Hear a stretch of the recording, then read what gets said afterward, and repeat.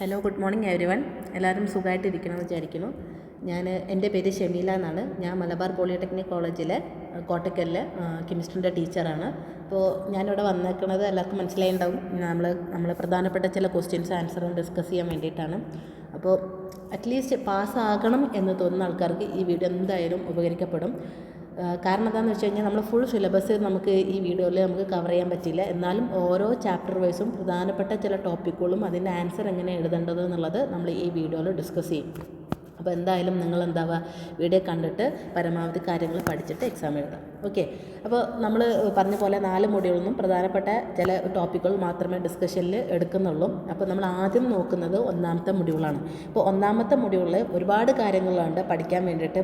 അത് ഞാനൊന്ന് ജസ്റ്റ് പറഞ്ഞുതരാം. ലൈക്ക് എന്താ പോലെ ഓർബിറ്റിലും തമ്മിലുള്ള ഡിഫറൻസ് എന്താണ് ബോർ അറ്റോമിക് മോഡലിൻ്റെ മെറിറ്റും ഡിമെറിറ്റും, എന്താണ് പോസ്റ്റുലേറ്റ്സുകൾ, അതുപോലെ ക്വാണ്ടം നമ്പേഴ്സ്, അങ്ങനെ കുറേ കാര്യങ്ങൾ അതിനകത്ത് ഇമ്പോർട്ടൻ്റ് ആയിട്ടുണ്ട്. അതിൽ വളരെ പ്രധാനപ്പെട്ടതെന്ന് തോന്നുന്ന ചില ടോപ്പിക്സുകൾ മാത്രമാണ് നമ്മൾ ഈ വീഡിയോയിലൂടെ നമ്മൾ പറയാൻ പോകുന്നത്. ഓക്കെ.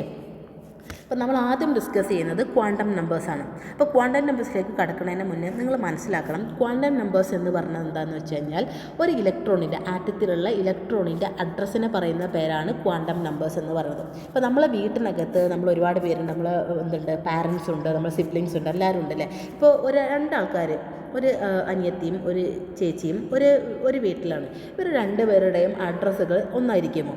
ഒന്ന് ആലോചിച്ച് നോക്കൂ. അപ്പോൾ അഡ്രസ്സ് എങ്ങനെ നമ്മൾ സാധാരണഗതിയിൽ നമ്മൾ കൊടുക്കാറുള്ളത്? ആദ്യം അഡ്രസ്സിൽ നമ്മൾ കൊടുക്കുന്നത് അവരുടെ പേരുകളാണ്.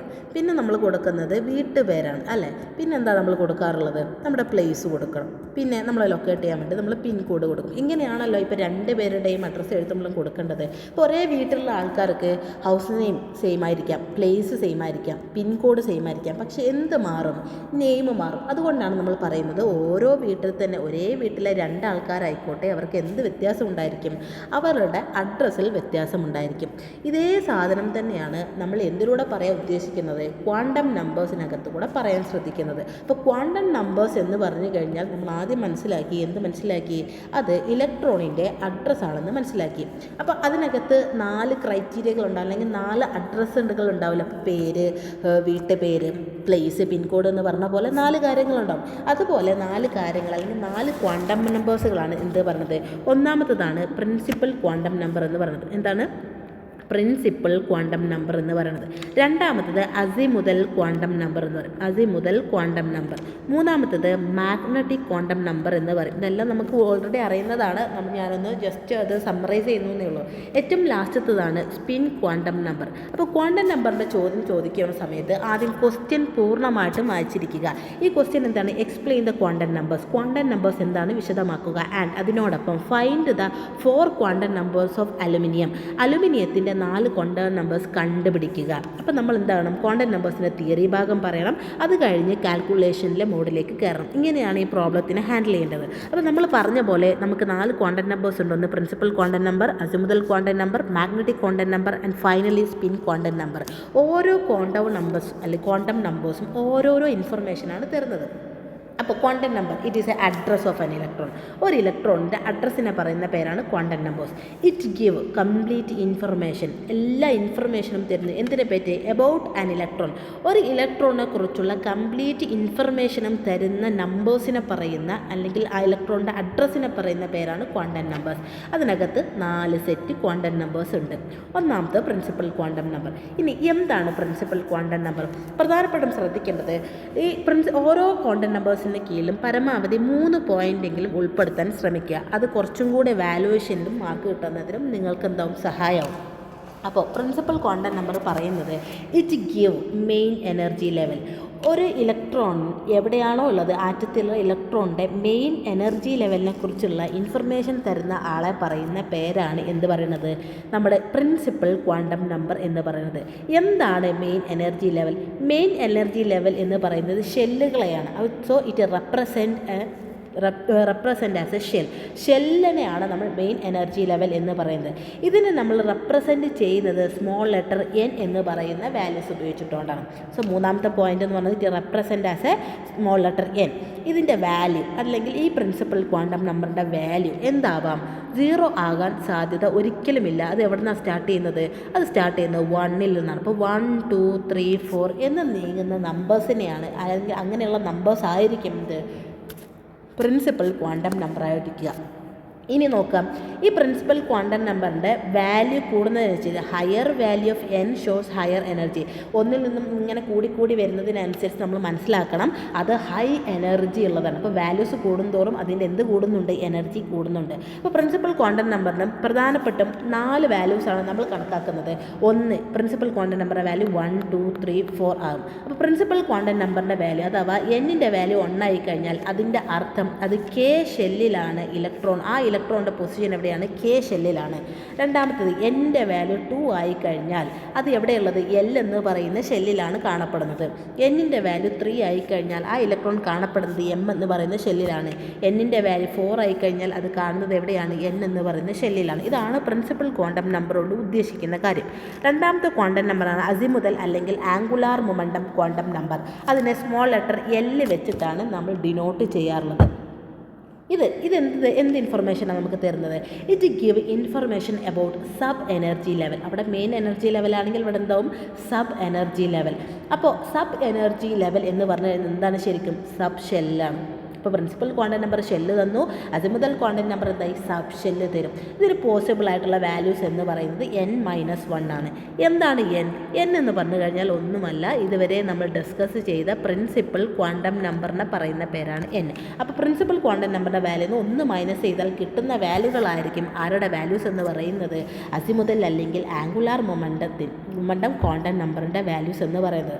പക്ഷേ ഇതിൻ്റെ വാല്യൂസ് നോക്കൂ, വാല്യൂ ഓഫ് എൽ എന്ന് പറഞ്ഞു കഴിഞ്ഞാൽ എന്താണ്? അസിമുതൽ ക്വാണ്ടം നമ്പർ. ഇതിൻ്റെ വാല്യൂ തുടങ്ങുന്നത് 0 നിന്നാണ്. 0, 1, 2, 3 ഇങ്ങനെ 0, 1, 2, 3 എന്നാണ്. അത് എല്ലിൻ്റെ വാല്യൂ 0 ആണെങ്കിൽ നമ്മൾ മനസ്സിലാക്കേണ്ട വിഷയം അത് എസ് എന്ന് പറയുന്ന സബ് ഷെല്ലിനെയാണ് ഡിനോട്ട് ചെയ്യുന്നത്.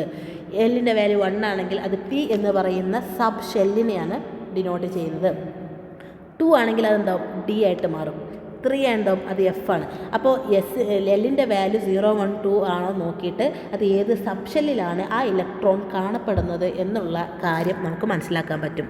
മൂന്നാമത്തതാണ് മാഗ്നറ്റിക് ക്വാണ്ടം നമ്പർ. ഇത് നമ്മൾ സ്മോൾ ലെറ്റർ എം വെച്ചിട്ടാണ് ഡിനോട്ട് ചെയ്യാറുള്ളത്. എന്താണിത്? മാഗ്നറ്റിക് ക്വാണ്ടം നമ്പർ എന്ന് പറഞ്ഞാൽ ഓറിയൻറ്റേഷൻ ഓഫ് ഇലക്ട്രോൺ. പുതിയ വാക്കുകൾ കേൾക്കുമ്പോൾ നിങ്ങൾ കുറച്ച് കൺഫ്യൂഷൻ ആകും. വളരെ സിമ്പിളായിട്ട് പറയാൻ ഓറിയൻറ്റേഷൻ എന്ന് പറഞ്ഞു കഴിഞ്ഞാൽ അറേഞ്ച്മെൻറ്റ് എന്നാണ് പറയുന്നത്, അല്ലേ? അറേഞ്ച്മെൻറ്റ് എന്നാണ് ഓറിയൻറ്റേഷനെ നമ്മൾ സിംപ്ലിഫൈ ചെയ്ത് പറയുകയാണെങ്കിൽ നമുക്ക് പറയാൻ പറ്റുന്നത്. അത് എന്താണ്? ഇലക്ട്രോണിൻ്റെ അറേഞ്ച്മെൻറ്റിനെ കുറിച്ചുള്ള വിവരം തരുന്ന ആൾക്കാരെ പറയുന്ന പേരാണ് മാഗ്നറ്റിക് ക്വാണ്ടം നമ്പർ. എന്താ ഓറിയൻറ്റേഷൻ എന്ന് പറയുന്നത്? ഇപ്പോൾ നമുക്ക് നോക്കൂ, നമുക്ക് എക്സ്, വൈ, സെഡ് എന്നൊക്കെ പറഞ്ഞിട്ട് നമുക്ക് 3 ആക്സിസ് ഉണ്ട്. അപ്പോൾ എക്സിലാണോ ഇലക്ട്രോൺ ഉള്ളത്? വൈയിലാണോ ഇലക്ട്രോൺ ഉള്ളത്? സെഡിലാണോ ഇലക്ട്രോൺ ഉള്ളത്? ഏത് ഭാഗത്താണ് ഇലക്ട്രോൺ അറേഞ്ച് ചെയ്തിട്ടുള്ളത് എന്ന് പറയുന്ന ഇൻഫർമേഷൻ തരുന്ന നമ്പറിനെ പറയുന്ന പേരാണ് മാഗ്നറ്റിക് ക്വാണ്ടം നമ്പർ എന്ന് പറയുന്നത്. ഓക്കെ ആണല്ലോ? It give number of orbital in A subshell. ഒരു സബ്ഷെല്ലിനകത്തുള്ള ഓർബിറ്റലിനെ കുറിച്ചുള്ള ഇൻഫർമേഷനാണ് ഇതിൽ നിന്നും നമുക്ക് മനസ്സിലാക്കാൻ പറ്റുന്നത്. നമ്പർ ഓഫ് ഓർബിറ്റൽ കാണാനുള്ളത് എന്താണ്? m = 2l+ ആണ്. സോറി, ഇവിടെ പ്ലസ് ആണ് കേട്ടോ. 2l+1 എന്നാണ്. ഓക്കെ, എൽ എന്ന് പറഞ്ഞു കഴിഞ്ഞാൽ ഇത് 2l ആണ് വരുന്നത്, ഇത് +1. അതായത് ഞാൻ ഇവിടെ എഴുതാണ് 2l+1 ആണ് എന്തുള്ളത്? നമ്പർ ഓഫ് ഓർബിറ്റലുകൾ കണ്ടെത്താനുള്ള ഇക്വേഷൻ എന്ന് പറയുന്നത്. ഇത് വളരെ സിമ്പിളായിട്ട് മനസ്സിലാക്കാം. ഇപ്പം നമുക്ക് ഇതിലെ ചില ഭാഗങ്ങളൊക്കെ കട്ട് ചെയ്താൽ നമുക്ക് ഇതിനെ സിംപ്ലിഫൈ ചെയ്യാം. ഫോർ എക്സാമ്പിൾ ഈ ബോക്സ് നമുക്ക് കട്ട് ചെയ്ത് കഴിഞ്ഞാൽ കുറച്ചും കൂടെ സിംപ്ലിഫൈ ചെയ്ത് കാര്യങ്ങൾ മനസ്സിലാക്കാൻ പറ്റും. നോക്കൂ, മാഗ്നറ്റിക് ക്വാണ്ടം നമ്പർ നമ്മൾ പറഞ്ഞു എന്താണ്? ഇത് ഓറിയൻറ്റേഷൻ ഓഫ് ഇലക്ട്രോൺ ആണ് തരുന്നത്, ഓർബിറ്റലിനെ കുറിച്ചുള്ള ഇൻഫർമേഷനാണ് തരുന്നത്. ഇത് കണ്ടുപിടിക്കാനുള്ള ഇക്വേഷൻസ് എന്ന് പറയുന്നത്, അതായത് മാഗ്നറ്റിക് ക്വാണ്ടം നമ്പർ കണ്ടുപിടിക്കാനുള്ള ഇക്വേഷൻ എന്ന് പറയുന്നത് -L0 + L എന്നാണ്. ഇതാണ് അതിൻ്റെ ഇക്വേഷൻ. ഇതാണ് നിങ്ങൾ നിർബന്ധമായിട്ട് മനസ്സിലാക്കിയിരിക്കേണ്ട കാര്യം എന്ന് പറയുന്നത്. അപ്പോൾ L എന്ന് പറഞ്ഞാൽ എന്താണ് ശരിക്കും? It is a azimuthal quantum number. ഇതെന്താണ്? It is a azimuthal quantum number. Clear ആണല്ലോ? അപ്പോൾ നമുക്ക് അസിമുതൽ ക്വാണ്ടം നമ്പറിൻ്റെ വാല്യൂ 0 ആണ് കിട്ടിയെങ്കിൽ മാഗ്നറ്റിക് ക്വാണ്ടം നമ്പറിന് എന്താവും ഈ സീറോയുടെ നെഗറ്റീവ് വാല്യൂ മുതൽ പോസിറ്റീവ് വാല്യൂ വരെയുള്ള വാല്യൂസിനെ ആയിരിക്കും മാഗ്നറ്റിക് ക്വാണ്ടം നമ്പർ എന്ന് പറയാം. ഇത് മനസ്സിലാക്കാൻ നമുക്ക് റിയൽ സീരീസ് നോക്കിയാൽ മതി. നമ്മൾ സെൻറ്ററിൽ 0 കൊടുത്തു, ഇവിടെ നിന്ന് അങ്ങോട്ടേക്ക് പോകുന്നതോറും +1 +2 +3 ഇങ്ങനെയാണ് പോവുക. ഇങ്ങോട്ടേക്ക് പോകുന്നതോറും -1 -2 -3 ഇങ്ങനെയാണ് പോവുക. അപ്പോൾ എല്ലിൻ്റെ വാല്യൂ 0 ആണ് എന്ന് പറഞ്ഞു കഴിഞ്ഞാൽ എമ്മിൻ്റെ വാല്യൂ എന്തായിരിക്കും? ഈ സീറോയുടെ നെഗറ്റീവ് വാല്യൂ മുതൽ പോസിറ്റീവ് വാല്യൂ. ഇപ്പോൾ സീറോക്ക് നെഗറ്റീവ് വാല്യൂ പോസിറ്റീവ് വാല്യൂസോ ഇല്ലാത്തത് കാരണം എന്തായി മാറി? അതിൻ്റെ വാല്യൂ പോസിബിൾ എം വാല്യൂസ് എന്തായി? 0 ആയി മാറി. ഓക്കെ, ഇനി 0 ആണെങ്കിൽ എന്തായിരിക്കും അതിൻ്റെ ഓർബിറ്റൽ? എസ് എന്ന് പറയുന്ന ഓർബിറ്റലായിരിക്കും. ക്ലിയർ ആണല്ലോ. ഇനി അസിമുതൽ ക്വാണ്ടം നമ്പറിൻ്റെ വാല്യൂ L = 1 ആണെങ്കിൽ എമ്മിൻ്റെ വാല്യൂ വരുന്നത് എന്താകും? ഈ വാല്യൂയുടെ നെഗറ്റീവ് വാല്യൂ മുതൽ പോസിറ്റീവ് വാല്യൂ ആകുമ്പോൾ -1 0 +1. നോക്കൂ, -1 0 +1 കണ്ടോ? ഏത് വാല്യൂ ആണ് എല്ലിന് കിട്ടുന്നത്, ആ കിട്ടുന്നതിൻ്റെ നെഗറ്റീവ് വാല്യൂ മുതൽ പോസിറ്റീവ് വാല്യൂ വരെ. ഇനി എല്ലിൻ്റെ വാല്യൂ 2 ആണെങ്കിൽ എന്താ വരിക? ഈ 2യുടെ നെഗറ്റീവ് വാല്യൂ മുതൽ പോസിറ്റീവ് വാല്യൂ വരെ ആയിരിക്കും എമ്മിൻ്റെ വാല്യൂസ് എന്ന് പറയുന്നത്. അപ്പോൾ ഓരോരോ നമ്പറും ഡിനോട്ട് ചെയ്യുന്നത് ഓരോരോ ഓർബിറ്റലിനാണ്. അപ്പോൾ എല്ലിൻ്റെ വാല്യൂ 1 ആയി കഴിഞ്ഞാൽ എമ്മിൻ്റെ വാല്യൂ മാഗ്നറ്റിക് ക്വാണ്ടം നമ്പറിൻ്റെ വാല്യൂ -1 0 +1 ആണ്. അത് നമ്മൾ മനസ്സിലാക്കി. ഇനി -1 എന്തിനെയാണ് റെപ്രസെൻറ്റ്? Px എന്ന് പറയുന്ന ഓർബിറ്റലിനെയാണ്. 0 എന്തിനാണ് റെപ്രസെൻറ്റ് ചെയ്യുന്നത്? Py എന്ന് പറയുന്ന ഓർബിറ്റലിനെയാണ്. +1 എന്തിനാണ് റെപ്രസെൻറ്റ് ചെയ്യുന്നത്? Pz എന്ന് പറയുന്ന ഓർബിറ്റലാണ്. അങ്ങനെ ഇത് എല്ലാത്തിനും എന്തുണ്ടാവും? ഓരോ നമ്പറും ഓരോ ഓർബിറ്റലിനെ കുറിച്ചുള്ള ഇൻഫർമേഷനെ തരുന്നത്. ക്ലിയർ ആയി എന്ന് ഞാൻ വിചാരിക്കുന്നു. ഓക്കെ, ഇനി നമ്മൾ നോക്കുകയാണെങ്കിൽ നമുക്കറിയാം ഏറ്റവും അവസാനത്തെ ക്വാണ്ടം നമ്പർ ആരാണ്? സ്പിൻ ക്വാണ്ടം നമ്പറാണ്. ഏറ്റവും സിമ്പിളായിട്ടുള്ള ഒരു ഫോമാണ് spin quantum number. Spin quantum number എന്ന് പറഞ്ഞാൽ ഒരു ഇലക്ട്രോണിൻ്റെ സ്പിന്നിനെ തരുന്ന സ്പിന്നിനെ കുറിച്ചുള്ള ഇൻഫർമേഷൻ തരുന്ന നമ്പറിനെ പറയുന്ന പേരാണ് സ്പിൻ ക്വാണ്ടം നമ്പർ. 2 സ്പിന്നുകളേ ഉള്ളൂ, ഒന്ന് ക്ലോക്ക് വൈസും ഒന്ന് ആൻറ്റി ക്ലോക്ക് വൈസും. ക്ലോക്ക് വൈസ് ആണെങ്കിൽ അതിൻ്റെ ഹെഡ് എന്ന് പറയുന്നത് എന്തായിരിക്കും? മേലേക്കായിരിക്കും. ഇതിനാണ് ക്ലോക്ക് വൈസ് എന്ന് പറയുന്നത്. ഓക്കെ, ഇനി ഹെഡ് നോക്കൂ. ഹെഡ് താഴത്തേക്കാണെങ്കിൽ അതിന് ആൻറ്റി ക്ലോക്ക് വൈസ് എന്നാണ് പറയുക. ഏതൊരു ഇലക്ട്രോണും ക്ലോക്ക് വൈസ് സ്പിന്നിലാണ് ഉള്ളതെന്നുണ്ടെങ്കിൽ അതിൻ്റെ വാല്യൂ +½ ആയിരിക്കും. ഏതൊരു ഇലക്ട്രോണും ആൻറ്റി ക്ലോക്ക് വൈസ് സ്പിന്നിലാണുള്ളതെങ്കിൽ അതിൻ്റെ വാല്യൂ -½ ആയിരിക്കും. ഇത്രയും കാര്യങ്ങൾ അറിയാനുള്ളൂ. ഇനി നമ്മൾ പ്രോബ്ലത്തിലേക്ക് പോകുമ്പോൾ നമുക്ക് മനസ്സിലാവും. നമുക്ക് ചോദിച്ചിട്ടുണ്ടായിരുന്നു അലുമിനിയത്തിൻ്റെ 4 ക്വാണ്ടം നമ്പേഴ്സ് മനസ്സിലാക്കുക അല്ലെങ്കിൽ കണ്ടുപിടിക്കുക. അപ്പോൾ ആദ്യം നമുക്ക് മനസ്സിലാക്കേണ്ടത് അലുമിനിയത്തിൻ്റെ ഇലക്ട്രോണിക് കോൺഫിഗറേഷൻ. നമുക്കറിയാം അലുമിനിയം എന്ന് പറയുന്നത് എത്രയാണ്? 13 ആണ് അറ്റോമിക് നമ്പർ അല്ലേ? 13. അതായത് അലുമിനിയത്തിൽ 13 ഇലക്ട്രോണുകൾ കാണപ്പെടുന്നു. ഈ ഇലക്ട്രോണുകളെ എന്തിലേക്ക് നമ്മൾ അറേഞ്ച് ചെയ്യണം? സബ് ഷെല്ലുകളിലേക്ക്. ആഫ്ബ പ്രിൻസിപ്പിൾ അനുസരിച്ച് സബ് ഷെൽ ഇലക്ട്രോണിക് കോൺഫിഗറേഷൻ നമ്മൾ എന്താവണം? എഴുതണം. അപ്പോൾ ഈ 13ൻ്റെ സബ് ഷെൽ ഇലക്ട്രോണിക് കോൺഫിഗറേഷനാണ് എഴുതിയിരിക്കുന്നത്. അപ്പോൾ എഴുതാൻ അറിയാത്തവർ ശ്രദ്ധിക്കുക. എവിടേക്ക് S ഓർബിറ്റിൽ വരുന്നോ അവിടേക്ക് 2 ഇലക്ട്രോണെ ഫില്ല് ചെയ്യാനേ പാടുള്ളൂ. P ഓർബിറ്റിൽ പരമാവധി 6 ഇലക്ട്രോണേ പാടുള്ളൂ. D ഓർബിറ്റിൽ പരമാവധി 10 ഇലക്ട്രോണേ പാടുള്ളൂ. F ഇലക്ട്രോണിൽ പരമാവധി 14 ഇലക്ട്രോണേ പാടുള്ളൂ. അപ്പോൾ ഉണ്ടാവും ഇങ്ങനെയാണ് ഇലക്ട്രോണെ ഫില്ല് ചെയ്യേണ്ട രീതി. ഇനി നോക്കുക, 1s, എസ്സിൽ പരമാവധി 2 ഇലക്ട്രോൺ. അപ്പോൾ 13 2 ഇലക്ട്രോണിൻ്റെ ഫില്ല് ചെയ്യും. 2s വീണ്ടും വീണ്ടും എത്ര കൊള്ളൂ? 2 കൊള്ളൂ. അപ്പോൾ 13 4 ഫില്ല് ചെയ്യും. 2p പിയിൽ എത്ര പരമാവധി കൊള്ളൂ? 6. അപ്പം 2p6. അങ്ങനെ 1s2 2s2 2p6 3s 3p1. ഇപ്പോൾ നോക്കും 2 2 4 4 6 10 10 2 12 12 1 13. ഇതാണ് സബ്ഷെൽ ഇലക്ട്രോണിക് കോൺഫിഗറേഷൻ. ഇത് നമ്മൾ പ്രോബ്ലം വളരെ ഈസി ആക്കാൻ വേണ്ടിയിട്ട് നമ്മൾ ഒരു ട്രിക്ക് ഉപയോഗിക്കാറുണ്ട്. അതായത് S ഉള്ളിടത്തെല്ലാം നമ്മൾ 1 ബോക്സ് കൊടുക്കും. P ഉള്ളിടത്തെല്ലാം നമ്മൾ 3 ബോക്സ് അടുപ്പിച്ച് കൊടുക്കും. D ഉള്ളിടത്തെല്ലാം നമ്മൾ 5 ബോക്സുകൾ അടുപ്പിച്ച് കൊടുക്കും. ഇങ്ങനെ കൊടുക്കും. അപ്പോൾ ഇവിടെ 1s S ആയതുകൊണ്ട് ഇവിടെ എന്ത് ബോക്സ് കൊടുക്കും? 1 ബോക്സ് കൊടുക്കും. 2s ഇത് എത്ര ബോക്സ് കൊടുക്കണം? 1 ബോക്സ്. P ആകുമ്പോൾ എന്താകും? 3 ബോക്സ് നമ്മൾ കൊടുത്തു അല്ലേ? ഇനി 3s ആവുന്ന സമയത്തോ വീണ്ടും 1 ബോക്സ്. P ആകുന്ന സമയത്ത് വീണ്ടും 3 ബോക്സ്. ഓക്കെ, ക്ലിയർ ആണല്ലോ. ഇനി നോക്കാം നമ്പർ ഓഫ് ഇലക്ട്രോൺ. 2s എത്ര ഇലക്ട്രോൺ? 2 ഇലക്ട്രോൺ. 1 ഇലക്ട്രോൺ മേലേക്ക് 1 ഇലക്ട്രോൺ താഴത്തേക്ക്. ഇവിടെ 2s2 ഇവിടെ 2 ഒന്ന് മേലേക്ക് ഒന്ന് താഴത്തേക്ക്. 2p6. ഇവിടെ ശ്രദ്ധിക്കേണ്ട കേസ് ഇങ്ങനെ ഒരുമിച്ച് വരുമ്പോൾ ഓരോരോ ബോക്സിലും ഓരോരോ ഇലക്ട്രോൺ ഫില്ല് ചെയ്തതിന് ശേഷം മാത്രമേ നമ്മൾ എന്താക്കാൻ പാടുള്ളൂ? രണ്ടാമത്തെ ഇലക്ട്രോൺ ഫില്ല് ചെയ്യാൻ പാടുള്ളൂ. അപ്പോൾ 2p6 ഇല്ല, Pയിൽ 6 ഇലക്ട്രോൺ ഉണ്ട്. 1 2 3 4 5 6. ക്ലിയർ ആണല്ലോ. ഇനി 3s2 ഇതാണ് 3s അല്ലേ. 3sൽ 1 2 ഇത് 3p1. ഈ 3p1ൽ ഒരൊറ്റ ഇലക്ട്രോണുകൾ. ഇതാണ് ശരിക്കും എന്തുള്ളത് ഇലക്ട്രോണിക് കോൺഫിഗറേഷൻ എന്ന് പറയുന്നത്. ഇനി എങ്ങനെയാണ് പ്രിൻസിപ്പൽ ക്വാണ്ടം നമ്പർ കണ്ടുപിടിക്കാം? പ്രിൻസിപ്പൽ ക്വാണ്ടം നമ്പർ കണ്ടുപിടിക്കുന്ന രീതി എന്ന് പറയുന്നത് വളരെ സിമ്പിളാണ്. ഇങ്ങനത്തെ ക്വസ്റ്റ്യൻ വന്നു കഴിഞ്ഞാൽ ഒരിക്കലും സ്കിപ്പ് ചെയ്യരുത്, വളരെ ഈസി ആയിട്ട് കണ്ടുപിടിക്കാം. പ്രിൻസിപ്പൽ ക്വാണ്ടം നമ്പറും അസിമുതൽ ക്വാണ്ടം നമ്പർ എല്ലാം കിട്ടുന്നത് ആദ്യത്തെ നമ്മുടെ സബ്ഷെൽ ഇലക്ട്രോണിക് കോൺഫിഗറേഷനിൽ നിന്നാണ്. ഇതിൽ 1 2 2 3 3 എന്ന് പറഞ്ഞിട്ട് നിങ്ങൾ സംഖ്യകൾ കണ്ടോ. ഇതിൽ ഏറ്റവും വലിയ സംഖ്യ ഏതാണോ അതാണ് നമ്മളുടെ എന്ത് പറയണത് പ്രിൻസിപ്പൽ ക്വാണ്ടം നമ്പർ. അപ്പോൾ പ്രിൻസിപ്പൽ ക്വാണ്ടം നമ്പർ n=3 എന്ന് പറഞ്ഞു കഴിഞ്ഞാൽ നമുക്ക് എന്തറിയാം? എന്നിൻ്റെ വാല്യൂ 3 ആണെങ്കിൽ അത് ഏത് ഷെല്ലാണ്? എം ഷെല്ലാണെന്നറിയാം. ക്ലിയർ ആയോ? അപ്പോൾ നോക്കൂ, എന്നിൻ്റെ വാല്യൂ 3 ആണ്, അതിനർത്ഥം അത് എം ഷെല്ലാണ്. ഒന്നാമത്തെ ഇൻഫർമേഷൻ കിട്ടി. രണ്ടാമത്തെ അസിമുതൽ ക്വാണ്ടം നമ്പർ എല്ലിൻ്റെ വാല്യൂ. എല്ല് നോക്കുക, എവിടെയാണ് അവസാനം ഇലക്ട്രോൺ ഫില്ല് ചെയ്തത്? പിയിലാണ് അല്ലേ. അവസാനം ഇലക്ട്രോൺ ഫില്ല് ചെയ്തത് പിയിലാണ്. അങ്ങനെയാണെങ്കിൽ നമ്മൾ അസിമുതൽ ക്വാണ്ടം നമ്പറിൻ്റെ ബോക്സിലേക്ക് നോക്കാം. അവസാനം എവിടെയാണ് ഫില്ല് ചെയ്തേക്കുന്നത്? പിയിലാണ് ഫില്ല് ചെയ്തത്. പിയിലാണെന്നുണ്ടെങ്കിൽ അസിമുതൽ ക്വാണ്ടം നമ്പറിൻ്റെ വാല്യൂ ഓഫ് എൽ എന്താണ്? 1 ആണ് വരിക. ഇപ്പോൾ നമുക്ക് ആദ്യം തന്നെ മനസ്സിലായി, രണ്ടാമത് മനസ്സിലായി, അസിമുതൽ ക്വാണ്ടം നമ്പർ എല്ലിൻ്റെ വാല്യൂ 1 ആണ്. കാരണം എന്താണ്? അത് പി സബ്ഷെല്ലിലാണ് ഉള്ളത്. അവസാനത്തെ ഇലക്ട്രോൺ ഫില്ല് ചെയ്തത് എവിടെയാണ്? പി സബ്ഷെല്ലിലാണ്. രണ്ടാമത്തെ ഇൻഫർമേഷനും കിട്ടി. ഇനി മൂന്നാമത്തത് magnetic quantum number. Magnetic quantum number നോക്കുമ്പോൾ നമുക്കറിയാം, magnetic quantum number കണ്ടുപിടിക്കാനുള്ളത് -L 0 + L ആണ്. ഇവിടെ എല്ലിൻ്റെ വാല്യൂ 1 ആണല്ലോ. അപ്പോൾ 1 ആകുമ്പോൾ -1 0 + 1. ഇതാണ് മാഗ്നറ്റിക് ക്വാണ്ടം നമ്പറിൻ്റെ വാല്യൂസ് എന്ന് പറയുന്നത്. ഇപ്പോൾ ഓരോ വാല്യൂസും ഓരോ ഓർബിറ്റലിനെയാണ് റെപ്രസെൻറ്റ് ചെയ്യുന്നത്. അപ്പോൾ നമ്മൾ ആ ബോക്സ് നമുക്കറിയണം.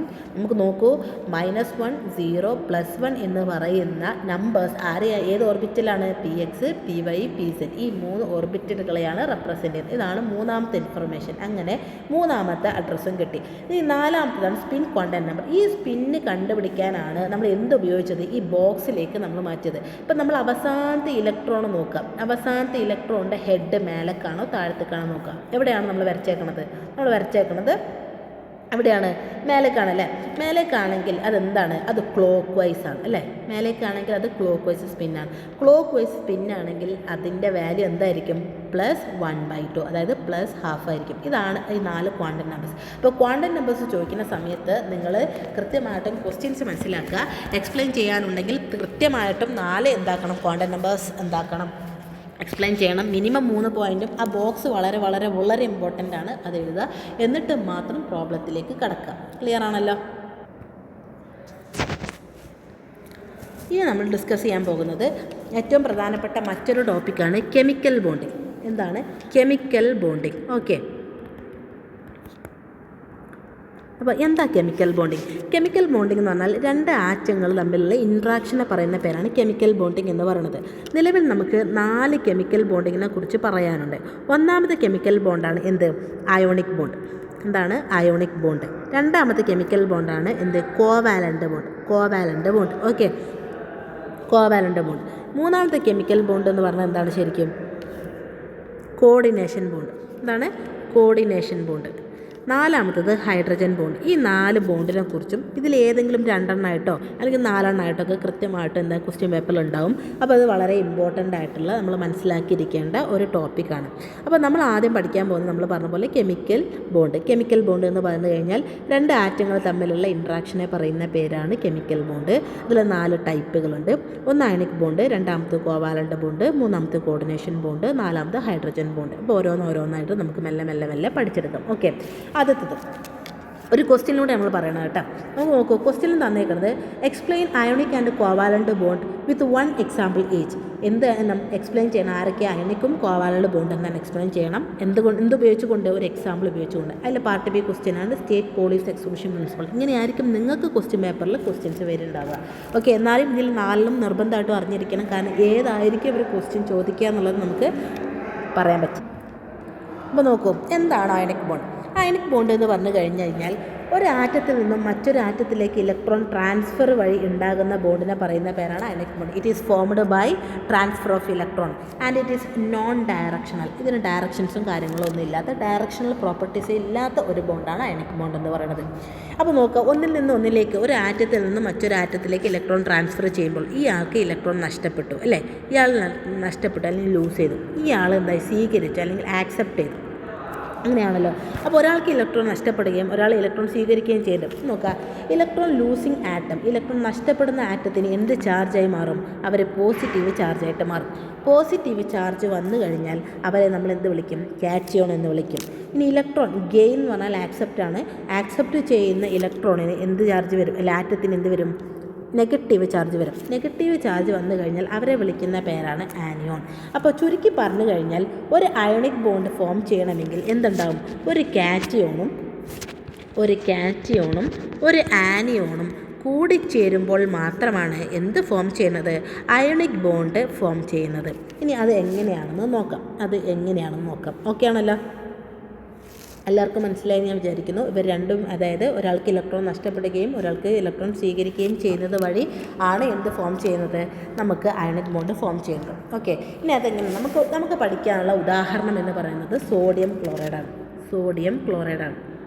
ഓക്കെ, അപ്പോൾ നമുക്കറിയേണ്ടത് സോഡിയം ക്ലോറിനും കൂടി ചേർന്നിട്ടാണ് സോഡിയം ക്ലോറൈഡ് എന്ന് പറയുന്ന എന്ത് ഫോം ചെയ്യുന്നത്? അയോണിക് ബോണ്ട് ഫോം ചെയ്യുന്നത്. മനസ്സിലാക്കേണ്ടത് സോഡിയത്തിന് അറ്റോമിക് നമ്പർ 11, ക്ലോറിന് അറ്റോമിക് നമ്പർ 17. അതായത് ഇതിനകത്ത് 11 ഇലക്ട്രോണും ഇതിനകത്ത് 17 ഇലക്ട്രോണും ഉണ്ട്. നമുക്ക് KLMN എന്ന് പറയുന്ന ഷെല്ലുകളുണ്ട്. ഏതൊക്കെയാണ്? KLMN എന്ന് പറയുന്ന ഷെല്ലുകളുണ്ട്. ഓരോന്നിനും ഓരോ കപ്പാസിറ്റി ഉണ്ട്. Kയിൽ പരമാവധി 2 ഇലക്ട്രോണേ കൊള്ളുള്ളൂ, Lൽ പരമാവധി 8 ഇലക്ട്രോൺ. അങ്ങനെയാണ് ഓരോന്നിൻ്റെയും എന്ത് കപ്പാസിറ്റി ഉണ്ട്? Mൽ എന്തുണ്ടാവും? 18 ഇലക്ട്രോൺ. അങ്ങനെ ഓരോന്നിനും ഓരോ കപ്പാസിറ്റി ഉണ്ട്. ഇവിടെ നോക്കാം, ഇവിടെ സോഡിയത്തിൻ്റെ കേസ് മാത്രം നോക്കുന്നു. സോഡിയത്തിൽ 11 ഇലക്ട്രോൺ. ഈ 11 ഇലക്ട്രോണെ നമ്മൾ KLMN എന്ന് പറയുന്ന 4 ഷെല്ലുകൾ അറേഞ്ച് ചെയ്യണമെങ്കിൽ Kയിൽ എത്ര കൊള്ളും? 2 ഇലക്ട്രോൺ കൊള്ളും. അതായത് 11 ഇലക്ട്രോണിന് 2 ഇലക്ട്രോൺ Kയിൽ കൊണ്ടുപോകും. ബാക്കിയുള്ളതിൽ നിന്ന് 8 ഇലക്ട്രോൺ ഇവിടെ കൊള്ളും. അപ്പോൾ 11 നിന്നും 10 ഇലക്ട്രോൺ നമ്മൾ ഫില്ല് ചെയ്തു. ബാക്കി എത്ര ഇലക്ട്രോൺ ഉണ്ട്? 1 ഇലക്ട്രോൺ ഉണ്ട്. അപ്പോൾ K2L8 എന്താണ്? M1. ഇനി ക്ലോറിൻ്റെ കേസ് നോക്കൂ. Total 17 electron. Kയിൽ പരമാവധി 2 ഇലക്ട്രോൺ കൊള്ളും, Lൽ പരമാവധി 8 ഇലക്ട്രോൺ കൊള്ളും, Mൽ പരമാവധി 18 കൊള്ളും. പക്ഷേ ബാക്കി നമ്മളെ കയ്യിൽ 7 ഇലക്ട്രോണേ ഉള്ളൂ. ക്ലിയർ ആണല്ലോ? ഇതാണ് ഇതിൻ്റെ ഷെൽ ഇലക്ട്രോണിക് കോൺഫിഗറേഷൻ എന്ന് പറയുന്നത്. ഇനി ഇവർ എന്തിനാണ് കെമിക്കൽ ബോണ്ടിങ്ങിന് പങ്കെടുക്കുന്നത് എന്ന് മനസ്സിലാക്കുമ്പോൾ മാത്രമാണ് നമ്മൾക്ക് ഇതിൻ്റെ ഒരു ബ്യൂട്ടി മനസ്സിലാവുക. എല്ലാവരും കെമിക്കൽ ഇൻട്രാക്ഷനിൽ പങ്കെടുക്കുന്നത് അവർക്ക് സ്ഥിരത, അതായത് സ്റ്റെബിലിറ്റി കിട്ടാൻ വേണ്ടിയിട്ടാണ്. ഇനി എങ്ങനെയാണ് സ്റ്റെബിലിറ്റി കിട്ടുന്നത്? എവിടെയാണോ അവസാനത്തെ ഇലക്ട്രോൺ ഫില്ല് ചെയ്യുന്നത് അവിടെ 8 ഇലക്ട്രോൺ ആകുമ്പോഴാണ് ഒരു ആറ്റത്തിന് സ്ഥിരത അഥവാ സ്റ്റെബിലിറ്റി കിട്ടുന്നത്. ഈ കിട്ടുന്ന ഒരു ആറ്റത്തിന് അതിൻ്റെ അവസാനത്തെ ഷെല്ല്, അതിൻ്റെ ഒക്ടറ്റ് ഷെല്ല്, വാലൻസ് ഷെല്ല് എന്ന് പറയും. ഈ വാലൻസ് ഷെല്ലിൽ 8 ഇലക്ട്രോൺ ആകാനുള്ള ടെൻഡൻസിനെ പറയുന്ന പേരാണ് ഒക്ടറ്റ് റൂൾ. ഒക്ടറ്റ് റൂൾ എന്താണ്? It is a tendency of an atom to get 8 electron in their valence shell. Okay, അത് എന്തിനാണത്? അത് അങ്ങനെ 8 ആയി കഴിഞ്ഞാൽ അതിനെന്ത് കിട്ടും? സ്റ്റെബിലിറ്റി കിട്ടും. അതിന് വേണ്ടിയിട്ടാണ് കെമിക്കൽ ഇൻട്രാക്ഷൻ. അപ്പോൾ ഈ സ്റ്റെബിലിറ്റിക്ക് വേണ്ടിയിട്ട് ഇവരെങ്ങനെ കാത്തിരിക്കുമ്പോഴാണ് ഒരു സോഡിയം ഒരു ക്ലോറിനും കൂടെ അടുത്ത് വരുന്നത്. അപ്പോൾ സോഡിയത്തിനും 8 ഇലക്ട്രോൺ അവസാനം വേണം, ക്ലോറിനും അവസാനത്തെ ഷെല്ലിൽ ഇലക്ട്രോൺ ആവണം. ഇവർ നോക്കിയിട്ട് ഒരു മാർഗ്ഗമില്ല. അപ്പോൾ എന്താവും? സോഡിയത്തിൻ്റെ 1 ഇലക്ട്രോൺ നോക്കൂ. സോഡിയത്തിൽ Kയിൽ 2 ഇലക്ട്രോൺ, Lൽ എത്ര ഇലക്ട്രോൺ? 8 ഇലക്ട്രോൺ അല്ല. 1 2 3 4 5 6 7 8. Mൽ അവസാനത്തെ 1 ഇലക്ട്രോൺ. അതാണ് ഈ ചിത്രം. ഇനി ക്ലോറിൻ്റെ കേസിൽ Kയിൽ 2 ഇലക്ട്രോൺ ഉണ്ട്. Lലോ 1 2 3 4 5 6 7 8 ഇലക്ട്രോൺ. Mൽ എത്ര ഇലക്ട്രോൺ ഉണ്ട്? 7 ഇലക്ട്രോൺ. അപ്പോൾ 1 2 3 4 5 6 7 ഇലക്ട്രോൺ ഉണ്ട്. അപ്പോൾ ഈ ഇലക്ട്രോൺ, അവസാനത്തെ ഒരു ഇലക്ട്രോൺ ഇങ്ങോട്ടേക്ക് ട്രാൻസ്ഫർ ചെയ്ത് കഴിഞ്ഞാൽ ഇയാൾക്കൊരു സോഡിയത്തിന് ഒരു ഇലക്ട്രോൺ നഷ്ടപ്പെടും. സോഡിയം എന്തായി മാറും? സോഡിയം പ്ലസ് ആയി മാറും. ക്ലോറിൻ ഒരു ഇലക്ട്രോൺ സ്വീകരിച്ചതുകൊണ്ട് ക്ലോറിൻ മൈനസ് ആയിട്ട് മാറും. ക്ലിയർ ആണല്ലോ? അതാണ് താഴെ കൊടുത്തേക്കുന്നത്. നോക്കൂ, Na+, 2 എന്താവും? ഒരു ഷെല്ല് പോയി 8 ഇലക്ട്രോണായി. ഇവിടെ ക്ലോറിൻ നോക്കൂ, ക്ലോറിൻ മൈനസ് ആയി മാറുന്നുണ്ട്. 2 8 ഇവിടെ 8 ആയിട്ട് മാറും. 1 2 3 4 5 6 7 8 ഇലക്ട്രോൺ. അങ്ങനെയാണ് എന്തുണ്ടാവുന്നത്? സോഡിയം ക്ലോറൈഡ് എന്ന് പറയുന്ന അയണിക് കോമ്പൗണ്ട് ഉണ്ടാകുന്നത്. So it is a transfer of electron. സോഡിയത്തിൽ നിന്നും ക്ലോറിലേക്ക് ഇലക്ട്രോൺ ട്രാൻസ്ഫർ ചെയ്തത് വഴി ഉണ്ടാകുന്ന അയണിക് ബോണ്ടാണ് എന്തിൽ കാണപ്പെടുന്നത്? സോഡിയം ക്ലോറൈഡിൽ കാണപ്പെടുന്നത്. ഇതാണ് എന്ത് പറയുന്നത്? Ionic bond. രണ്ടാമത്തെ ബോണ്ടാണ് ക്വാവാലൻ്റ് ബോണ്ട്. ഇപ്പോൾ ക്വാവാലൻ്റ് ബോണ്ട് എന്ന് പറഞ്ഞു കഴിഞ്ഞാൽ കുറച്ച് വളരെ സിമ്പിളായിട്ട് മനസ്സിലാക്കാൻ പറ്റുന്ന ചില വിഷയങ്ങളേ ഉള്ളൂ. ഇപ്പോൾ ക്വാവാലൻ്റ് ബോണ്ട് എന്ന് പറഞ്ഞു കഴിഞ്ഞാൽ it is formed by sharing of electron. ഇപ്പോൾ നമ്മൾ നമ്മൾ കൈയൊക്കെ പിടിച്ചാൽ എങ്ങനെയാണ്, നമ്മൾ കയ്യിൽ നിന്ന് ഒരാൾ കൈ നമ്മൾ പിടിച്ചു കഴിഞ്ഞാൽ അയാളുടെ കൈ നമുക്ക് അനക്കാൻ പറ്റില്ലേ, അയാൾക്ക് നമ്മളുടെ കൈ അനക്കാൻ പറ്റും, പക്ഷേ പൂർണ്ണമായിട്ടും അയാളുടെ കൈ നമ്മളുടെ കൈ അയാളതും ആകുന്നില്ലല്ലോ. അങ്ങനെയാണ്, അതിനെയാണ് ഷെയറിങ് എന്ന് പറയുന്നത്. അപ്പോൾ ഷെയറിങ് ഓഫ് ഇലക്ട്രോൺ ഷെയർ ചെയ്തിട്ടുണ്ടാകുന്ന ബോണ്ടിനെ പറയുന്ന പേരാണ് എന്ത്, കോവാലൻ്റ് ബോണ്ട് എന്ന് പറയുന്നത്. അങ്ങനെ ഫോം ചെയ്യണം എന്നുണ്ടെങ്കിൽ ആറ്റത്തിന് എന്താ കമ്പാരബിൾ ഇലക്ട്രോ നെഗറ്റിവിറ്റി വേണം എന്നുള്ളതാണ് കണ്ടീഷൻ. ഇത് അപ്പുറത്ത് വരേണ്ട പോയിൻ്റാണ് കേട്ടോ. അത് ഡയറക്ഷണൽ പ്രോപ്പർട്ടി ഉണ്ട്. നോക്കാം ഇതേമാതിരി തന്നെ ഇവിടെ നോക്കുക, വാട്ടർ മോളിക്യൂളാണ് ഞാനിവിടെ എക്സാമ്പിളായിട്ട് എടുക്കുന്നത്. അതായത് ഒരു ഓക്സിജനും 2 ഹൈഡ്രജനും. ഹൈഡ്രജൻ അറ്റോമിക് നമ്പർ 1 ഓക്സിജൻ്റെ അറ്റോമിക് നമ്പർ എത്രയാണ്, 8. അപ്പോൾ എന്താവും, കെയിൽ 2 ഇലക്ട്രോണും എല്ലിൽ 6 ഇലക്ട്രോണും. ഇതാണ് ഈ ചിത്രം പറഞ്ഞേക്കുന്നത്. ഇവിടെ നോക്കൂ, ഹൈഡ്രജൻ ഒറ്റ ഇലക്ട്രോൺ, ഓരോ ഹൈഡ്രജൻ. ഇവിടെ നോക്കൂ, കെയിൽ 2 ഇലക്ട്രോൺ, എല്ലിൽ എത്ര ഇലക്ട്രോൺ വരും, 6. 1 2 3 4 5 6. ഈ ഒരു ഇലക്ട്രോണും ഈ ഇലക്ട്രോണും പരസ്പരം ഇവർ ഷെയർ ചെയ്യുന്നു. ഈ ഒരു ഓക്സിജൻ്റെ ഈ ഇലക്ട്രോണും രണ്ടാമത്തെ ഹൈഡ്രജൻ്റെ ഈ ഇലക്ട്രോണും ഇവർ തമ്മിൽ എന്താവും, ഷെയർ ചെയ്യുന്നു. അങ്ങനെ ഷെയർ ചെയ്തവരെയാണ് ഇവിടെ കാണിക്കുന്നത്. കാണണം, ഷെയർ ചെയ്തവരാണ് ഇവർ രണ്ടുപേരും. അവരെന്താവും, നമ്മൾ ജോയിൻ ചെയ്ത് വരക്കും. ബാക്കി ഷെയർ ചെയ്യാത്തത്ര ഉണ്ടാവും, 1 2 3 4. ഈ 4 ഇലക്ട്രോണും നമ്മളെന്താവും, ആ വരമ്മൽ വരക്കും. ഇതാണ് ശരിക്കും വാട്ടർ മോളിക്യൂൾ. അപ്പോൾ ഇലക്ട്രോൺ ഷെയർ ഉണ്ടാകുന്നത് വഴി ആറ്റങ്ങൾ കമ്മ്യൂണിക്കേറ്റ് ചെയ്യുന്ന അല്ലെങ്കിൽ ഇൻട്രാക്ട് ചെയ്തിട്ടുണ്ടാകുന്ന ബോണ്ടിനെ പറയുന്ന പേരാണ് എന്ത്, കോവാലൻ്റ് ബോണ്ട് എന്ന് പറയപ്പെടുന്നത്. ക്ലിയർ ആയി എന്ന് വിചാരിക്കും. ഇനി മൂന്നാമത്തെ ബോണ്ടാണ് കോർഡിനേഷൻ ബോണ്ട്. കോർഡിനേഷൻ ബോണ്ട് എന്ന് പറഞ്ഞു കഴിഞ്ഞാൽ ശരിക്കും എന്താണ്, it is A type of covalent bond. അതൊരു കോവാലൻ്റ് ബോണ്ട് ഒരു ടൈപ്പാണ്. ഇൻ വിച്ച് അതിനകത്ത് both electrons are coming from the same atom. അതായത് നമ്മളെല്ലാ ബോണ്ടുകളും ഉണ്ടായപ്പോൾ നമ്മൾ കണ്ടു 2 ആറ്റങ്ങളുണ്ടെങ്കിൽ ആ 2 ആറ്റങ്ങളും ആ ബോണ്ട് ഉണ്ടാക്കാൻ വേണ്ടിയിട്ട് ഒരു എഫേർട്ട് എടുക്കുക, ഒരാൾ കൊടുക്കുകയോ വാങ്ങി അങ്ങനെ എന്തെങ്കിലും ചെയ്യണ്ടാവും, അല്ലെങ്കിൽ അവർ തമ്മിൽ ഷെയർ ചെയ്യണം. 2 ആറ്റങ്ങളുടെയും പാർട്ടിസിപ്പേഷൻ ആ ബോണ്ടിനകത്ത് ഉണ്ടാകും. പക്ഷേ കോർഡിനേഷൻ ബോണ്ടിൻ്റെ പ്രത്യേകത എന്ന് പറയുന്നത്, ഒരു ബോണ്ട് ഉണ്ടാവുക എന്ന് പറഞ്ഞു കഴിഞ്ഞാൽ 2 ഇലക്ട്രോൺ തമ്മിൽ കൂട്ടിക്കെട്ടലാണ് ഒരു ബോണ്ട് എന്ന് പറയുന്നത്. അപ്പോൾ 2 ഇലക്ട്രോൺ നിർബന്ധമായിട്ടും വേണം ഒരു ബോണ്ട് ഉണ്ടാക്കണം എന്നുണ്ടെങ്കിൽ. അപ്പോൾ ബോണ്ടിന് വേണ്ടിയിട്ടുള്ള 2 ഇലക്ട്രോണും എടുക്കുന്നത് ഒരേ ഒരു ആറ്റമാണ്, അല്ലെങ്കിൽ donated from the same atom, അല്ലെങ്കിൽ എന്താണ്, അത് കോൺട്രിബ്യൂട്ട് ചെയ്യുന്നത് ഒരേ ആറ്റമാണെങ്കിൽ അങ്ങനെ അവനവൻ്റെ ഒരാളുടെ മാത്രം റിസ്കിൽ ഉണ്ടാകുന്ന ഒരു ബോണ്ടിനെ പറയുന്ന പേരാണ് എന്ത്, കോർഡിനേഷൻ ബോണ്ട് എന്ന് പറയുന്നത്. ഇതിനാകെയുള്ള പ്രത്യേകത എന്ന് പറഞ്ഞാൽ ആ 2 ആറ്റത്തിൽ എന്താണ്, at least 1 loan pair of electron വേണം. ലോൺ പെയർ ഓഫ് ഇലക്ട്രോൺ എന്ന് പറഞ്ഞു കഴിഞ്ഞാൽ ബോണ്ടിങ്ങിൽ പങ്കെടുക്കാത്ത ഇലക്ട്രോണിനെ പറയുന്ന പേരാണ് ലോൺ പെയർ ഓഫ് ഇലക്ട്രോൺ. അപ്പോൾ ഏതെങ്കിലും ഒരു ആറ്റത്തിന് ഇലക്ട്രോണിൽ അല്ല ബോണ്ടിങ്ങിൽ പങ്കെടുക്കാത്ത എന്ത് വേണം, ഇലക്ട്രോണുകൾ വേണം. അങ്ങനെ ഉണ്ടെങ്കിൽ മാത്രമാണ് എന്ത് സംഭവിക്കുന്നത്, കോർഡിനേഷൻ ബോണ്ട് ഉണ്ടാകുന്നത്. അതിന് ഏറ്റവും പ്രധാനപ്പെട്ട ഉദാഹരണമാണ് നമ്മളുടെ അമോണിയം അയോൺ.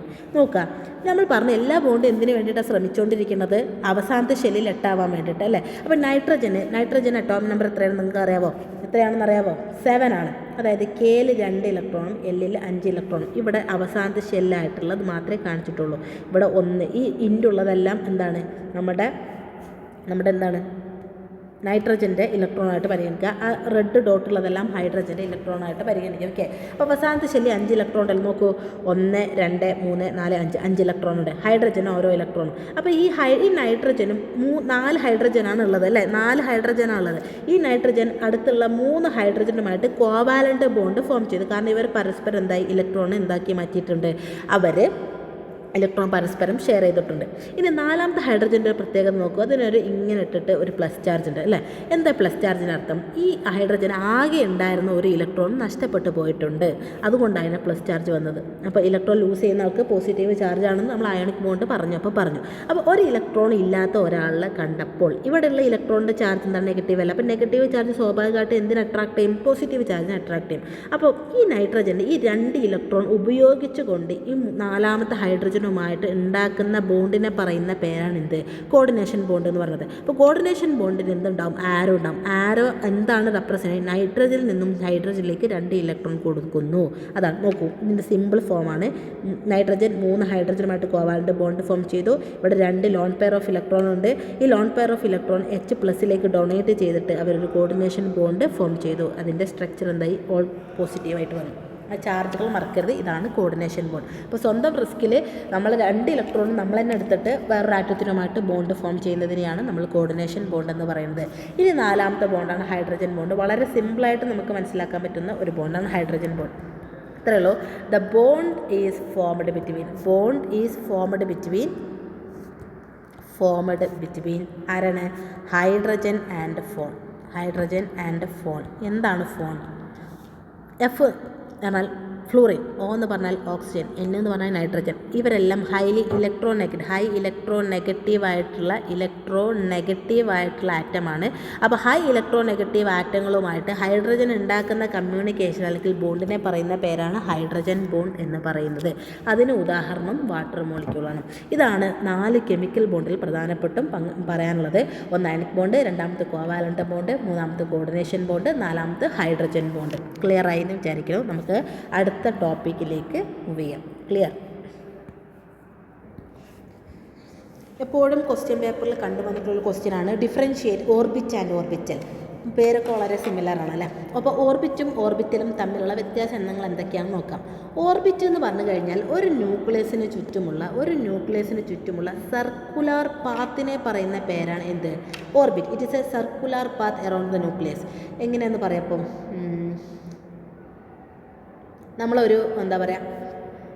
നമ്മൾ ഒരു ഗ്രൗണ്ടിലൊക്കെ ട്രാക്ക് ഇടൂലേ, അതായത് കുട്ടികൾക്ക് ഓടാൻ വേണ്ടിയിട്ട്, അതുപോലെ ഇലക്ട്രോൺ ഓടാൻ വേണ്ടിയിട്ട് നമ്മൾ ന്യൂക്ലിയസിന് ചുറ്റിയിട്ടുള്ള ട്രാക്കാണ് എന്ത് ശരിക്കും ഓർബിറ്റ് എന്ന് പറഞ്ഞാൽ ഇത് സർക്കുലർ പാത്ത് അറൗണ്ട് ന്യൂക്ലിയസ്. ഇതൊരു ക്ലാസിക്കൽ മെക്കാനിക്സ് ആണ്. ഇതിൻ്റെ ഷേപ്പ് എപ്പോഴും എന്തായിരിക്കും? സർക്കിളായിരിക്കും. ഇതിന് non ഡയറക്ഷനിലാണ്.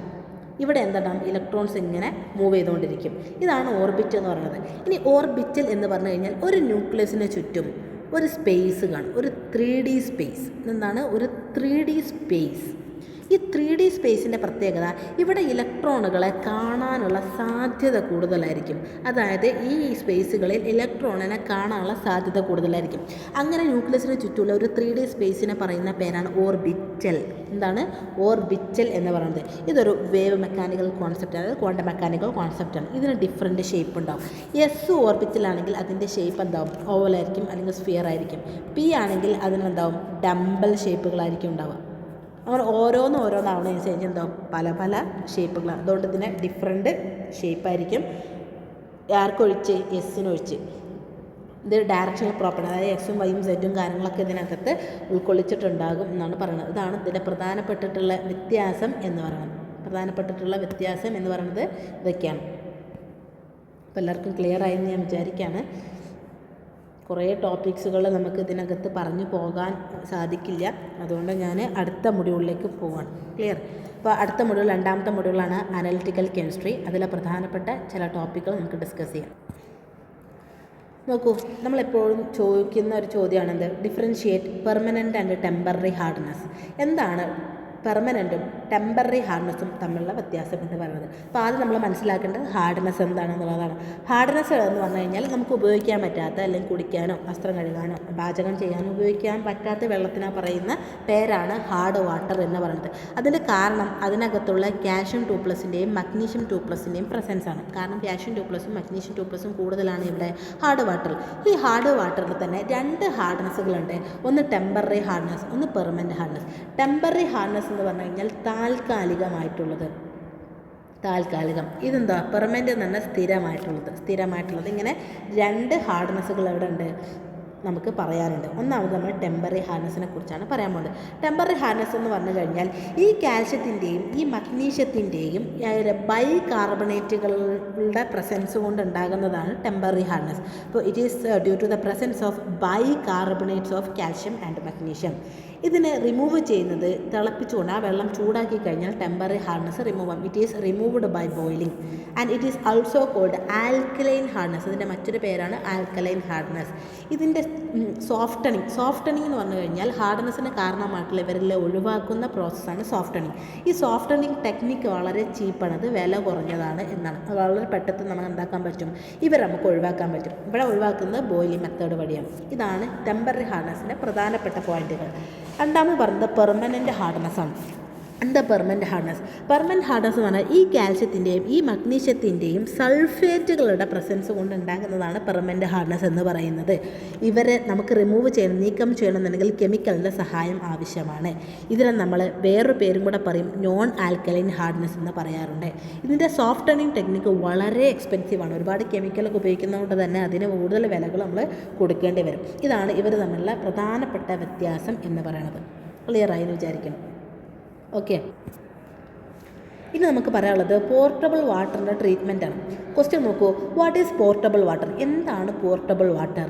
List the characteristics of portable water. Portable വാട്ടറിൻ്റെ ക്യാരക്ടറിസ്റ്റിക്സ്, അതായത് പ്രത്യേകതകൾ എന്തൊക്കെയാണെന്ന് നമ്മൾ ലിസ്റ്റ് ചെയ്യാൻ പറഞ്ഞിട്ടുണ്ട്. അതിലെ ബി ക്വസ്റ്റ്യൻ ആണ്, explain one method for sterilization of water. അപ്പോൾ നമ്മളതെല്ലാം പറഞ്ഞു പോകണം. ആദ്യം നിങ്ങൾ മനസ്സിലാക്കേണ്ടത് എന്താണ് പോർട്ടബിൾ വാട്ടർ. പോർട്ടബിൾ വാട്ടർ എന്ന് പറഞ്ഞു കഴിഞ്ഞാൽ നമ്മൾ കുടിക്കാൻ വേണ്ടിയിട്ട് ഉപയോഗിക്കുന്ന വെള്ളത്തിനെ പറയുന്ന പേരാണ് എന്ത്? പോർട്ടബിൾ വാട്ടർ എന്ന് പറയുന്നത്. So portable water is used for drinking purpose. കുടിക്കാൻ ഉപയോഗിക്കുന്ന വെള്ളത്തിനെ പറയുന്ന പേരാണ് എന്ത്? Portable water. അപ്പോൾ നമ്മളൊരു മിനറൽ വാട്ടർ കൺസിഡർ ചെയ്യും. മിനറൽ വാട്ടർ നമ്മൾ ബോട്ടിൽ വാങ്ങി, അതിൽ എന്തൊക്കെ പ്രത്യേകത ഉണ്ടാവും? അതിനെന്തെങ്കിലും കളർ ഉണ്ടാവും? ഇല്ല. ഇറ്റ് ഈസ് എന്താണ്? ഇറ്റ് ഷുഡ് ബി ക്ലിയർ, അതായത് കളർലെസ് ആയിരിക്കും. ഓർഡർലെസ് എന്ന് പറഞ്ഞാൽ ഇപ്പോൾ അത് മണക്കുമ്പോൾ എന്തെങ്കിലും വൃത്തിയായിട്ട് സ്മെല്ലെന്ന് വരും? ഇല്ല. ഇറ്റ് ഈസ് എന്താണ്? ഓർഡർലെസ്, അതായത് നമുക്ക് ചീഞ്ഞതോ അല്ലെങ്കിൽ ഇറിറ്റേറ്റ് ചെയ്യുന്ന മണോ ഉണ്ടാവില്ല. ഇതിനകത്ത് വല്ല വൈറസോ ബാക്ടീരിയ എന്തെങ്കിലും ഉണ്ടാവോ? ഇല്ല. It should be free from pathogens. Pathogens എന്ന് പറഞ്ഞാൽ ഈ വൈറസിനെയും ബാക്ടീരിയകളൊക്കെ ഒരുമിച്ച് പറയുന്ന പേരാണ് പാത്തോജൻസ് എന്ന് പറയുന്നത്. ഇനി നോക്കാം, അതിനകത്ത് it should be free from dissolved gas like hydrogen, carbon dioxide. ചൂടുവെള്ളം ആവാൻ സാധ്യതയില്ലല്ലോ. കാർബൺ ഡൈ ഓക്സൈഡ്, ഹൈഡ്രജനെ പോലുള്ള ഡിസോൾവ്ഡ് ഗ്യാസുകളൊന്നും അതിനകത്ത് ഉണ്ടാവില്ല. ആൻഡ് ഇതിനകത്തേക്ക് വല്ല മണലോ അങ്ങനെ എന്തെങ്കിലും ചപ്പുചവറുകളോ ഉണ്ടാവുമോ? It should be free from impurities. Impurities ഒന്നും ഫ്രീ ആയിരിക്കും. മിനറൽ വാട്ടർ കുടിച്ച് കഴിഞ്ഞാൽ നമുക്ക് പൊള്ളലേൽക്കുക അങ്ങനെ എന്തെങ്കിലും ഏൽക്കാറുണ്ടോ? ഇല്ലെന്തോ? കാരണം എന്താ? അതിൻ്റെ പി എച്ച് അറൗണ്ട് 7 ആണ്. അതായത് ന്യൂട്രൽ പി എച്ചിലാണ് ഇതുണ്ടാവും. ഇപ്പോൾ പി എച്ച് അറൗണ്ട് 7. ഇതിപ്പോൾ ഇത്രയും പ്രത്യേകതകളുള്ള വെള്ളത്തിനെയാണ് നമ്മൾ എന്ത് പറയുന്നത്? ഇത്രയും പ്രത്യേകതകളും അത് കുടിക്കാൻ പ്രാപ്യമായ വെള്ളത്തിനെ പറയുന്ന പേരാണ് പോർട്ടബിൾ വാട്ടർ എന്ന് പറയുന്നത്. ഇനി ഈ പോർട്ടബിൾ, നമുക്കറിയാം ഭൂമിയുടെ ഒരു വലിയ ശതമാനം വെള്ളമാണെങ്കിൽ കൂടിയും നമുക്ക് കുടിക്കാൻ ആവശ്യത്തിന് വെള്ളം കിട്ടുന്നില്ല എന്നുള്ളത് അതൊരു പ്രശ്നമാണ്. അപ്പോൾ നമുക്ക് കിട്ടിയിട്ടുള്ള വാട്ടർ ബോഡികളിൽ നിന്നും കുടിക്കാനുള്ള വെള്ളം ഉണ്ടാക്കണം. അതിനെയാണ് നമ്മൾ പോർട്ടബിൾ വാട്ടർ ട്രീറ്റ്മെൻറ്റ് എന്ന് പറയാറുള്ളത്. അപ്പോൾ നമുക്ക് നമ്മളെ വീടുകളിലെത്തിക്കുന്ന വെള്ളം എങ്ങനെയാണ് കുടിവെള്ളമായിട്ട് മാറുന്നത് എന്നാണ് ശ്രദ്ധിക്കേണ്ടത്. അതിന് പ്രധാനപ്പെട്ട 5 സ്റ്റെപ്പുകൾ നമ്മൾ പഠിക്കാനുണ്ട്. ഒന്നാമത്തെ സ്റ്റെപ്പിൻ്റെ പേരാണ് സ്ക്രീനിങ്. രണ്ടാമത്തെ സ്റ്റെപ്പിൻ്റെ പേരാണ് സെഡിമെൻറ്റേഷൻ. മൂന്നാമത്തെ സ്റ്റെപ്പിൻ്റെ പേരാണ് കൊയാഗുലേഷൻ. നാലാമത്തെ സ്റ്റെപ്പിൻ്റെ പേരാണ് ഫിൽട്രേഷൻ. അഞ്ചാമത്തെ സ്റ്റെപ്പിൻ്റെ പേരാണ് സ്റ്റെറിലൈസേഷൻ. ഇനി ഓരോന്നും പഠിക്കുക. ഓരോന്നും വളരെ, ഇതിപ്പോൾ ഞാൻ പറഞ്ഞ നോട്ടോ അല്ലെങ്കിൽ നിങ്ങൾക്ക് മനസ്സിലാക്കി വെച്ചാൽ തന്നെ കൃത്യമായിട്ട് എഴുതാൻ പറ്റുന്നൊരു ടോപ്പിക്കാണ്. വളരെ ഈസി ആയിട്ട് മാർക്ക് സ്കോർ ചെയ്യാൻ പറ്റുന്നൊരു ടോപ്പിക്കാണ്. ആരും പഠിക്കാണ്ട് പോകരുത്. ഓക്കെ. സ്ക്രീനിങ് എന്ന് പറഞ്ഞു കഴിഞ്ഞാൽ ഇപ്പോൾ നമ്മളൊരു കോറിയിൽ നിന്നാണ് വെള്ളം എടുക്കുന്നത്, കുടിവെള്ളം ഉണ്ടാക്കാൻ ഉദ്ദേശിക്കുന്നത്. ആദ്യം നമ്മൾ എന്താ ചെയ്യുക? ആ കോറിയിൽ ഇറങ്ങിയിട്ട് പായലും പൂപ്പലും പ്ലാസ്റ്റിക്കും കവറുകളും ഇലകളും എല്ലാം നീക്കം ചെയ്യുമല്ലോ. അതിനെ പറയുന്ന പേരാണ് സ്ക്രീനിങ് എന്ന് പറയുന്നത്. ആ പ്രോസസ്സിനെ പറയുന്ന പേരാണ് സ്ക്രീൻ. എന്താ screen? It is a primary cleaning of waste water.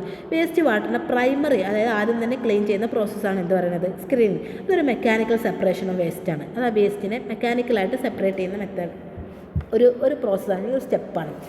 ഇവിടെ എന്താ സംഭവിക്കുന്നത്? It separate large floating material like plastic bottle. അതായത് പൊങ്ങിക്കിടക്കുന്ന വലിയ സൈസുള്ള ഇമ്പ്യൂരിറ്റീസിനെ ഒഴിവാക്കുന്ന പ്രോസസ്സിനെ പറയുന്ന പേരാണ് സ്ക്രീനിങ് എന്ന് പറയുന്നത്. ഇതെന്താ? It depend the size of impurities. ഇതില്ലെങ്കിലും കുഴപ്പമില്ല, അറ്റ്ലീസ്റ്റ് ഈ 3 പോയിന്റെങ്കിലും നിങ്ങൾ ഉൾപ്പെടുത്താൻ ശ്രമിക്കുക. അപ്പോൾ സ്ക്രീനിങ് കഴിഞ്ഞു. അപ്പോൾ സ്ക്രീൻ കഴിഞ്ഞല്ലോ. അപ്പോൾ നമ്മൾ ഈ കോറിൽ നിന്നുള്ള സ്ക്രീനിങ് കഴിഞ്ഞ വെള്ളം നമ്മളൊരു മോട്ടർ ഉപയോഗിച്ച് നമ്മളൊരു വലിയ ടാങ്കിലേക്ക് ഈ വെള്ളം സ്റ്റോർ ചെയ്യണം. നമുക്ക് ഈ വെള്ളം എന്തായിരിക്കും ശരിക്കും? ക്ലീൻ വെള്ളമായിരിക്കുമോ? അല്ല, ഇതൊരു ചളി വെള്ളമായിരിക്കും അല്ലേ? ഈ ചളി വെള്ളത്തിന് നമ്മൾ എന്താക്കും? ഒരു മൂടയ്ക്ക് വെച്ചിട്ട് നമ്മളെന്താകും? ഒരു 2 ദിവസം അനങ്ങാതെ വെച്ചു.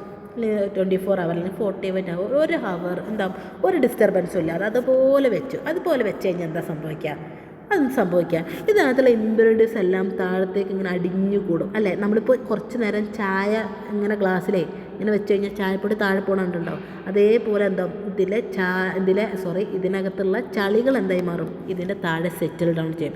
ഈ പ്രോസസ്സിനെ പറയുന്ന പേരാണ് സെഡിമെൻറ്റേഷൻ എന്ന് പറയുന്നത്. സെഡിമെൻറ്റേഷൻ എന്ന് പറഞ്ഞാൽ it is a process of settle down the suspended impurity. ഇപ്പോൾ സസ്പെൻഡഡ് ഒക്കെ നിങ്ങൾക്ക് കട്ട് ചെയ്യാൻ പറ്റുകയാണ്, കട്ട് ചെയ്ത് കുഴപ്പമില്ല, എന്നാലും നിങ്ങൾക്ക് മാർക്ക് ഇടും. The process of settle down the impurities settle down ചെയ്യുന്ന പ്രോസസ്സാണ്. ഇതൊരു നാച്ചുറൽ സെപ്പറേഷൻ. അതായത് നിങ്ങളോ ഞാനോ എന്താക്കില്ല, ഒന്നും ചെയ്തിട്ടല്ല അത് താഴത്തേക്ക് പോയത്, തനിയെ പോയതാണ്. അതാണ് നാച്ചുറൽ സെപ്പറേഷൻ ഓഫ് വേസ്റ്റ് ആണ്.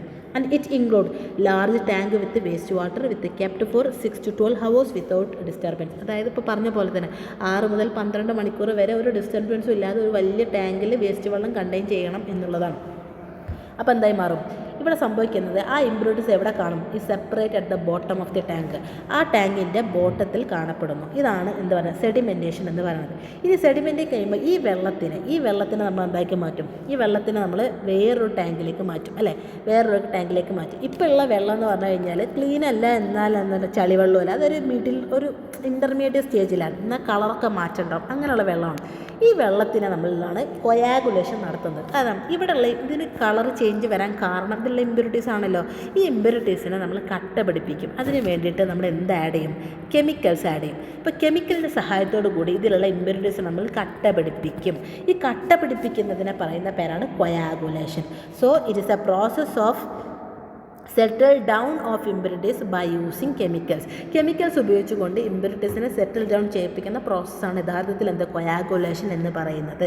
So the process of separation insoluble solid by adding chemical substance. Okay, ഇതിനെ കെമിക്കൽ സെപ്പറേഷൻ ഓഫ് വേസ്റ്റ് ആണ്. അത് കെമിക്കലിൻ്റെ സഹായത്തോടു കൂടി മാത്രമാണ് വേസ്റ്റിനെ നമുക്ക് സെപ്പറേറ്റ് ചെയ്യാൻ സാധിക്കുന്നത്. ഇനി നമ്മൾ ആഡ് ചെയ്യുന്ന കെമിക്കലിന് നമ്മൾ എന്ത് പറയും? കൊയാഗുലൻ്റ് എന്ന് പറയും. ഈ പ്രോസസ്സിനെ കൊയാഗുലേഷൻ എന്ന് പറയും. ഇനി ഇവിടെ എന്താ സംഭവിക്കുന്നത്? എല്ലാ ഇമ്പ്യൂരിറ്റീസ് എന്താണ് കം ടുഗദർ, ഒരുമിച്ച് വരും. എന്നിട്ട് എന്തായി മാറും? അത് സെറ്റിൽ ഡൗൺ ചെയ്യും. നമ്മൾ ഉപയോഗിക്കുന്ന കെമിക്കൽസ് ചിലത് ആലം, ഫെറിക് ക്ലോറൈഡ് പോലുള്ള കൊയാഗുലൻ്റുകളാണ് ഈ പ്രോസസ്സിന് നമ്മൾ ഉപയോഗിക്കുക. അപ്പോൾ താഴെ എന്തായി മാറും? ഈ കെമിക്കൽസിൻ്റെ സഹായത്തോട് കുറേ നമ്മൾ അടിഞ്ഞുകൂടി മേലുള്ള വെള്ളം നമ്മൾ വീണ്ടും എന്തിലേക്ക് മാറ്റും? വേറൊരു പുതിയ ടാങ്കിലേക്ക് മാറ്റും. ഓക്കെ, വേറൊരു പുതിയ ടാങ്കിലേക്ക് മാറ്റാം. ഈ വെള്ളം, ഈ ടാങ്കിൻ്റെ പ്രത്യേകത എന്ന് പറഞ്ഞു കഴിഞ്ഞാൽ ഇതിന് 3-4 ലെയറുകളുണ്ടാവും. ഇതിന് നമ്മൾ ഫിൽട്ടർ എന്നാണ് പറയുക. ഫിൽട്ടർ എന്നാണ് പറയുക. അതായത് ആദ്യത്തെ ലെയർ എന്ന് പറഞ്ഞാൽ ഭയങ്കര ഫൈനായിട്ടുള്ള നമ്മൾ വീട് പണിക്ക് ഉപയോഗിക്കുന്ന മണലായിരിക്കും. രണ്ടാമത്തെ ലെയർ എന്ന് പറഞ്ഞു കഴിഞ്ഞാൽ നമ്മൾ അക്വേറിയത്തിലൊക്കെ ഉപയോഗിക്കുന്ന പെബിൾസ് പോലുള്ള ലെയറായിരിക്കും. മൂന്നാമത്തെ ലെയർ എന്ന് പറഞ്ഞു കഴിഞ്ഞാൽ വലിയ എന്താവും കല്ലുകളായിരിക്കും. ഇങ്ങനെ 3 ലെയറുള്ള ഒരു ഫിൽട്ടറിലേക്ക് നമ്മൾ കടത്തിവിടുകയാണ് ചെയ്യുന്നത്. അത് ഓരോ ലെയറിൻ്റെ പേരാണ് ഇവിടെ കൊടുത്തേക്കുന്നത്. അപ്പോൾ ഈ 4 ലെയർ ഫിൽട്രേഷൻ കടന്ന് പുറത്തേക്ക് വരുന്ന വെള്ളം, ഈ ഫിൽറ്ററിൽ നിന്നും ഇതിൽ നിന്നും ഫിൽട്ടർ ചെയ്ത് ഫിൽട്രേഷൻ കഴിഞ്ഞ് വരുന്ന വെള്ളം എന്ന് പറയുന്നത് പക്ക നീറ്റായിരിക്കും. ഓക്കെ, അതിനകത്ത് ഒരു കളറോ മണവോ ഒന്നും ഉണ്ടാവില്ല. പക്ഷേ അതിൽ കണ്ണുകൊണ്ട് കാണാൻ പറ്റാത്ത ചില മൈക്രോ ഓർഗാനിസംസ് കാണും. അതിനെയാണ് പാത്തോജൻസ് എന്ന് പറയുന്നത്. അതായത് ബാക്ടീരിയ, വൈറസ് പോലുള്ള കുറേ പാത്തോജൻസ് കാണും. ഇവരെ കൊല്ലണം. കില്ലിംഗ് ഓഫ് ജേംസ് അല്ലെങ്കിൽ killing of bacteria, killing of virus, ഇവരെല്ലാം നശിപ്പിക്കണം. ഈ പ്രോസസ്സിനെ പറയുന്ന പേരാണ് sterilisation. It is a process of removing disease causing pathogens. രോഗങ്ങൾക്ക് കാരണമാകുന്ന pathogens like bacteria and virus, ഇവരെല്ലാം നശിപ്പിക്കുന്ന പ്രോസസ്സിനെ പറയുന്ന പേരാണ് സ്റ്റെറിലൈസേഷൻ. ഇനി എങ്ങനെയാണ് ഇത് പോസിബിൾ ആകുന്നത്? Sterilization by chlorination. Chlorine gas കടത്തിവിട്ടുകൊണ്ട് അതിനകത്തുള്ള മൈക്രോ ഓർഗാനിസത്തിനെ നമുക്ക് കൊല്ലാം. രണ്ടാമത്തെ ബ്ലീച്ചിങ് പൗഡർ. നമുക്ക് വളരെ സുപരിചിതം. ബ്ലീച്ചിങ് പൗഡർ ഇട്ടുകൊണ്ട് അതിനകത്തുള്ള രോഗങ്ങൾക്ക് കാരണമായ അണുക്കളെ നമുക്ക് നശിപ്പിക്കാൻ സാധിക്കും. മൂന്നാമത്തെ ഓസോൺ. Sterilisation by ozone. അതായത് O3 ഗ്യാസുകൾ കടത്തിവിട്ടുകൊണ്ട് അതിനകത്തുള്ള മൈക്രോ ഓർഗാനിസത്തിനെ കൊല്ലാം. ഏറ്റവും ലാസ്റ്റ് UV ലൈറ്റ് എന്നുള്ള അൾട്രാ വയലറ്റ്. ഈ റേഡിയേഷൻസ് വെള്ളത്തിലേക്ക് നിരന്തരമായിട്ട് അടിച്ചിട്ട് അതിനകത്തുള്ള എന്തിനെ കൊല്ലുന്ന പ്രോസസ്സാണ്. അതിനകത്തുള്ള ജെംസിനെ അല്ലെങ്കിൽ വൈറസിനെ കൊല്ലുന്ന പ്രോസസ്സിനെ പറയുന്ന പേരാണ് സ്റ്റെറിലൈസേഷൻ ബൈ UV. ഇത് വളരെ ഇമ്പോർട്ടൻ്റ് ആണ്. ഈ പ്രാവശ്യം ചോദിക്കാൻ സാധ്യത കൂടിയ ഒരു ക്വസ്റ്റ്യനായിട്ടാണ് ഞാനിതിനെ വിലയിരുത്തുന്നത്. അപ്പോൾ ഇതെന്തായാലും എല്ലാവരും പഠിച്ചിട്ട് പോവുക. പഠിച്ചാൽ എന്തായാലും ഇത് എഴുതാൻ പറ്റും. ക്ലിയർ ആണല്ലോ? ഇനി നമ്മൾ പറയാൻ പോകുന്നത് ഏറ്റവും പ്രധാനപ്പെട്ട മറ്റൊരു മെത്തേഡാണ് ion exchange method. Okay, iron exchange method പറഞ്ഞതിന് മുന്നേ എന്താണ് അയോൺ എക്സ്ചേഞ്ച് മെത്തേഡ്? അതായത് നമ്മൾ പറഞ്ഞല്ലോ വെള്ളം ഹാർഡ് വാട്ടറാണ്, സോഫ്റ്റ് വാട്ടറും ഒക്കെ ഉണ്ട് എന്ന് പറഞ്ഞു. ഹാർഡ്നെസ്സിന് കാരണങ്ങളുണ്ട്. അപ്പോൾ ഈ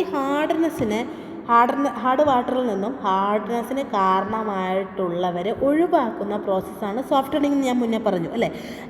അതിൽപ്പെട്ട ഒരു കെമിക്കൽ സോഫ്റ്റണിങ് മെത്തേഡാണ് എന്ത് പറയണത്? സോഫ്റ്റണിങ് മെത്തേഡിൽ കെമിക്കൽ മെത്തേഡ് എന്ന് പറയുന്നത് അയൺ എക്സ്ചേഞ്ച് മെത്തേഡ് എന്ന് പറയുന്നത്. അപ്പോൾ അയൺ എക്സ്ചേഞ്ച് മെത്തേഡ് വളരെ ഇമ്പോർട്ടൻ്റ് ആണ്. വളരെ അധികം ചോദിക്കാൻ സാധ്യത കൂടിയ ഒരു ടോപ്പിക്കാണ്. അപ്പോൾ നമുക്ക് കുറച്ചും കൂടെ സമയമെടുത്ത് മെല്ലെ പറഞ്ഞു പോകാം. ഇത് മിക്കവാറും ക്വസ്റ്റ്യനിൽ വരാൻ സാധ്യതയുള്ള ചോദ്യമാണ്. അപ്പോൾ ഈ ചോദ്യം നോക്കുക. Explain ion exchange method for removal of hardness of water. വെള്ളത്തിൽ നിന്നും ഹാർഡ്നെസ് റിമൂവ് ചെയ്യുന്നതിന് വേണ്ടി ഉപയോഗിക്കുന്ന അയൺ എക്സ്ചേഞ്ച് മെത്തേഡിനെ വിശദമാക്കുക. 5 മാർക്ക്. രണ്ടാമത്തേൽ പാർട്ട് ബി ക്വസ്റ്റ്യൻ നോക്കൂ. ഗിവ് എനി ടു ഡിസ്അഡ്വാൻറ്റേജ് എന്ന് പറഞ്ഞു കഴിഞ്ഞാൽ അപാകതകൾ, പ്രശ്നങ്ങൾ, ലിമിറ്റേഷൻസ് എന്നൊക്കെ ചോദിക്കാം. Of using hard water in boiler. Hard water ബോയിലറിൽ ഉപയോഗിക്കുമ്പോൾ ഉണ്ടാകുന്ന 2 പ്രശ്നങ്ങൾ എന്തൊക്കെയാണെന്ന് നമ്മളോട് പറയാൻ വന്നതാണ് 2 ക്വസ്റ്റ്യൻസ്. അപ്പോൾ നമുക്ക് രണ്ടും പറയാം. ഓക്കെ, ഒന്ന് അയൺ എക്സ്ചേഞ്ച് മെത്തേഡ്. ഇതിൽ കുറേയൊക്കെ തിയറിയാണ്. ഞാൻ വളരെ സിമ്പിളായിട്ട് കാര്യങ്ങൾ പറഞ്ഞുതരാം. അപ്പോൾ നിങ്ങൾക്ക് മനസ്സിലാക്കാൻ പറ്റുകയാണെങ്കിൽ അങ്ങനെ തന്നെ മനസ്സിലാക്കിയിട്ട് പോവാം. മനസ്സിലാക്കിയ സാധനം നിങ്ങളുടേതായ നോട്ട് എഴുതുകയാണെങ്കിൽ അത് കുറച്ചും കൂടി എന്താവും, നിങ്ങൾക്ക് യൂസ്ഫുൾ ആയിരിക്കും. ഓക്കെ, അപ്പോൾ അയൺ എക്സ്ചേഞ്ച് പ്രോസസ്സ്.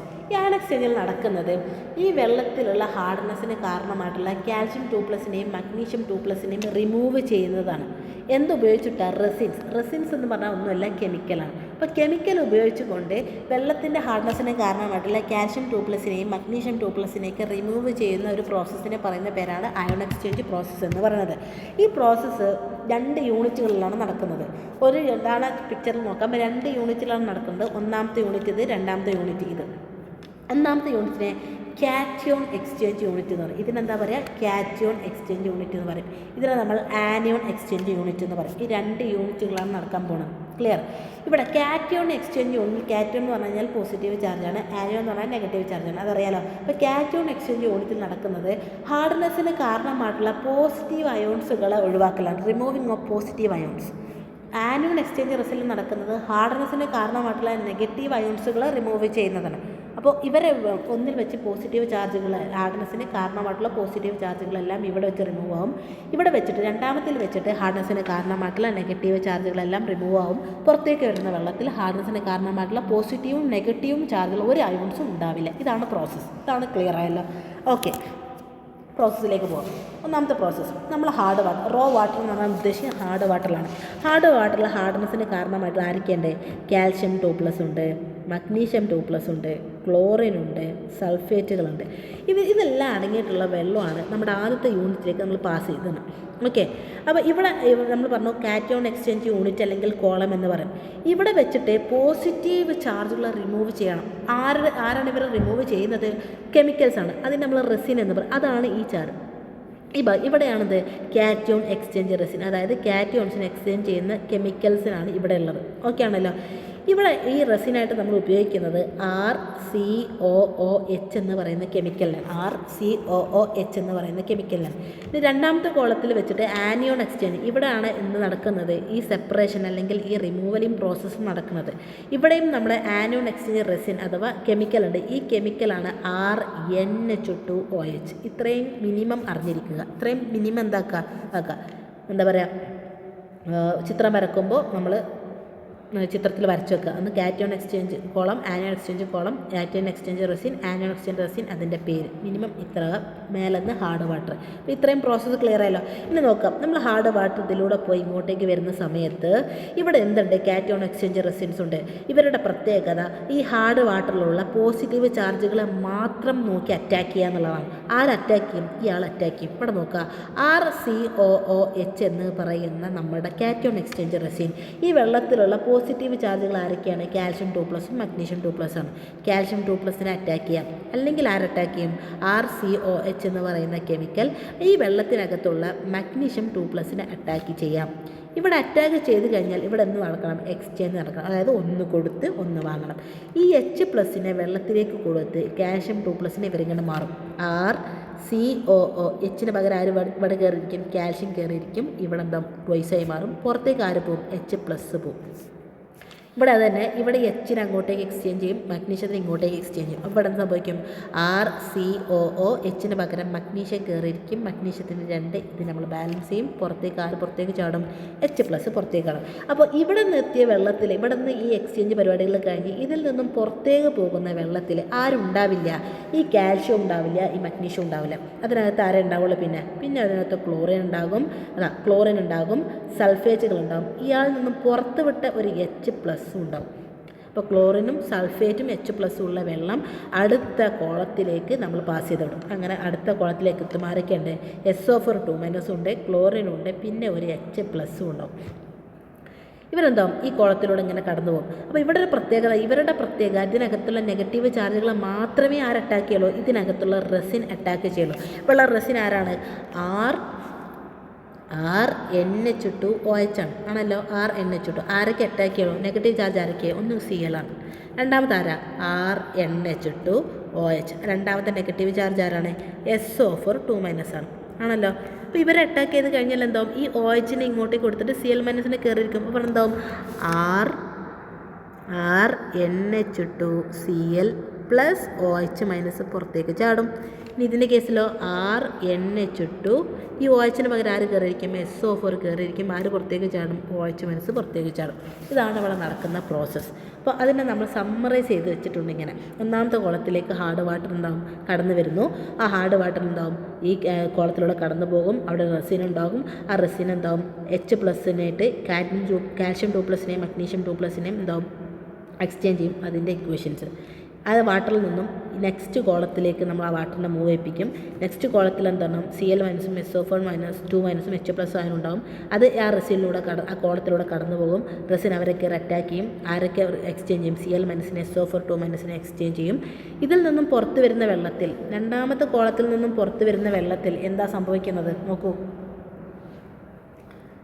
ഈ കോളത്തിൽ നിന്ന് പുറത്ത് വരുന്ന വെള്ളത്തിൽ പിന്നെ ആരില്ല? SO4 ഇല്ല, Cl- ഉള്ളു. പക്ഷെ ആരുണ്ട്? ഒരു H+ ഉണ്ടാവും. ഇവിടെ നിന്ന് OH- പുറത്ത് ചാടില്ലേ? ഈ OH- ഉണ്ടാവും. അപ്പോൾ പുറത്തേക്ക് പോകുന്ന വെള്ളത്തിൽ പിന്നുള്ളത് ഒരു H+ഉം ഒരു OH- മാത്രമാണ്. H+ഉം OH- കൂടി ചേർന്നാലാണ് എന്ത് കിട്ടുന്നത്? പ്യുവർ വാട്ടർ കിട്ടുന്നത്. അതാണ് ഔട്ട്പുട്ടായിട്ട് പറഞ്ഞത്. The final water contain H+ and OH- ion. If the totally free from salt causing hardness we get soft water. ആ H++ OH- ഗിവ്സ് എന്തായി മാറും? വാട്ടറായിട്ട് മാറും. അപ്പോൾ ഔട്ട്പുട്ട് എന്തായിരിക്കും? വെള്ളമായിട്ട് മാറും. ഇതാണ് അയോൺ എക്സ്ചേഞ്ച്. രണ്ട് കോളത്തിൽ നിന്നും രണ്ട് ചാർജുള്ള അയോൺസുള്ള സെപ്പറേറ്റ് ചെയ്ത് നമുക്ക് സോഫ്റ്റ് വാട്ടർ കിട്ടുന്ന കെമിക്കൽ മെത്തേഡ് ഓഫ് സോഫ്റ്റനിങ് ആണ് എന്ത് പറയുന്നത്? അയോൺ എക്സ്ചേഞ്ച് മെത്തേഡ് എന്ന് പറയുന്നത്. അതിൽ പാർട്ട് ബി ക്വസ്റ്റ്യൻസ് ആയിരുന്നു. എന്ത് പാർട്ട് ബി ക്വസ്റ്റ്യൻസ് ഓർക്കുണ്ടോ? പാർട്ട് ബി ക്വസ്റ്റ്യൻസ് എന്തായിരുന്നു? Give any two disadvantages of using hard water in boiler. Boiler എന്ന് പറഞ്ഞു കഴിഞ്ഞാൽ ഒന്നുമില്ല, അത് കാണുമ്പോഴത്തേക്കും കുട്ടികൾ കൺഫ്യൂഷനാണ്. ബോയിലർ എന്ന് പറഞ്ഞു കഴിഞ്ഞാൽ നമ്മളെ സ്റ്റീമറില്ലേ, സ്റ്റീമർ അല്ലെങ്കിൽ ഹീറ്ററില്ലേ നമ്മളെ വീട്ടിലെ വെള്ളം ചൂടാക്കാൻ ഉപയോഗിക്കുന്ന മെഷീൻ അല്ലെങ്കിൽ ആ യന്ത്രം, അത് തന്നെയാണ് ബോയിലർ കൊണ്ട് ഉദ്ദേശിക്കുന്നത് കേട്ടോ. അപ്പോൾ ബോയിലറകത്ത് കൂടെ നമ്മൾ ഹാർഡ് വാട്ടറിനെ കടത്തി വിട്ടാൽ എന്തൊക്കെ പ്രശ്നങ്ങൾ ഉണ്ടാകും എന്നുള്ളതാണ്. അതിൽ രണ്ട് പ്രശ്നങ്ങളെക്കുറിച്ച് മാത്രമാണ് നമ്മളോട് ചോദിച്ചേക്കണേ. ആ രണ്ട് പ്രശ്നം വളരെ സിംപ്ലിഫൈ ചെയ്ത് നമുക്ക് പറയാം. ഒന്നാമത്തെ പ്രശ്നത്തിൻ്റെ പേരാണ് സ്കെയിൽ. ഒന്നാമത്തെ പ്രശ്നമാണ് സ്കെയിൽ, രണ്ടാമത്തെ പ്രശ്നമാണ് കൊറോഷൻ. എന്താ സ്കെയിൽ? സ്കെയിൽ എന്ന് പറഞ്ഞു കഴിഞ്ഞാൽ നമ്മൾ നമ്മൾ ഹീറ്ററിൽ നമ്മൾ ഹാർഡ് വാട്ടർ പോയി കഴിഞ്ഞാൽ ഹാർഡ് വാട്ടർ ആരുണ്ട്? കാൽഷ്യം ഉണ്ട്, മഗ്നീഷ്യം ഉണ്ട് അല്ലേ? ഈ വെള്ളം എന്താവും? ചൂടാവും.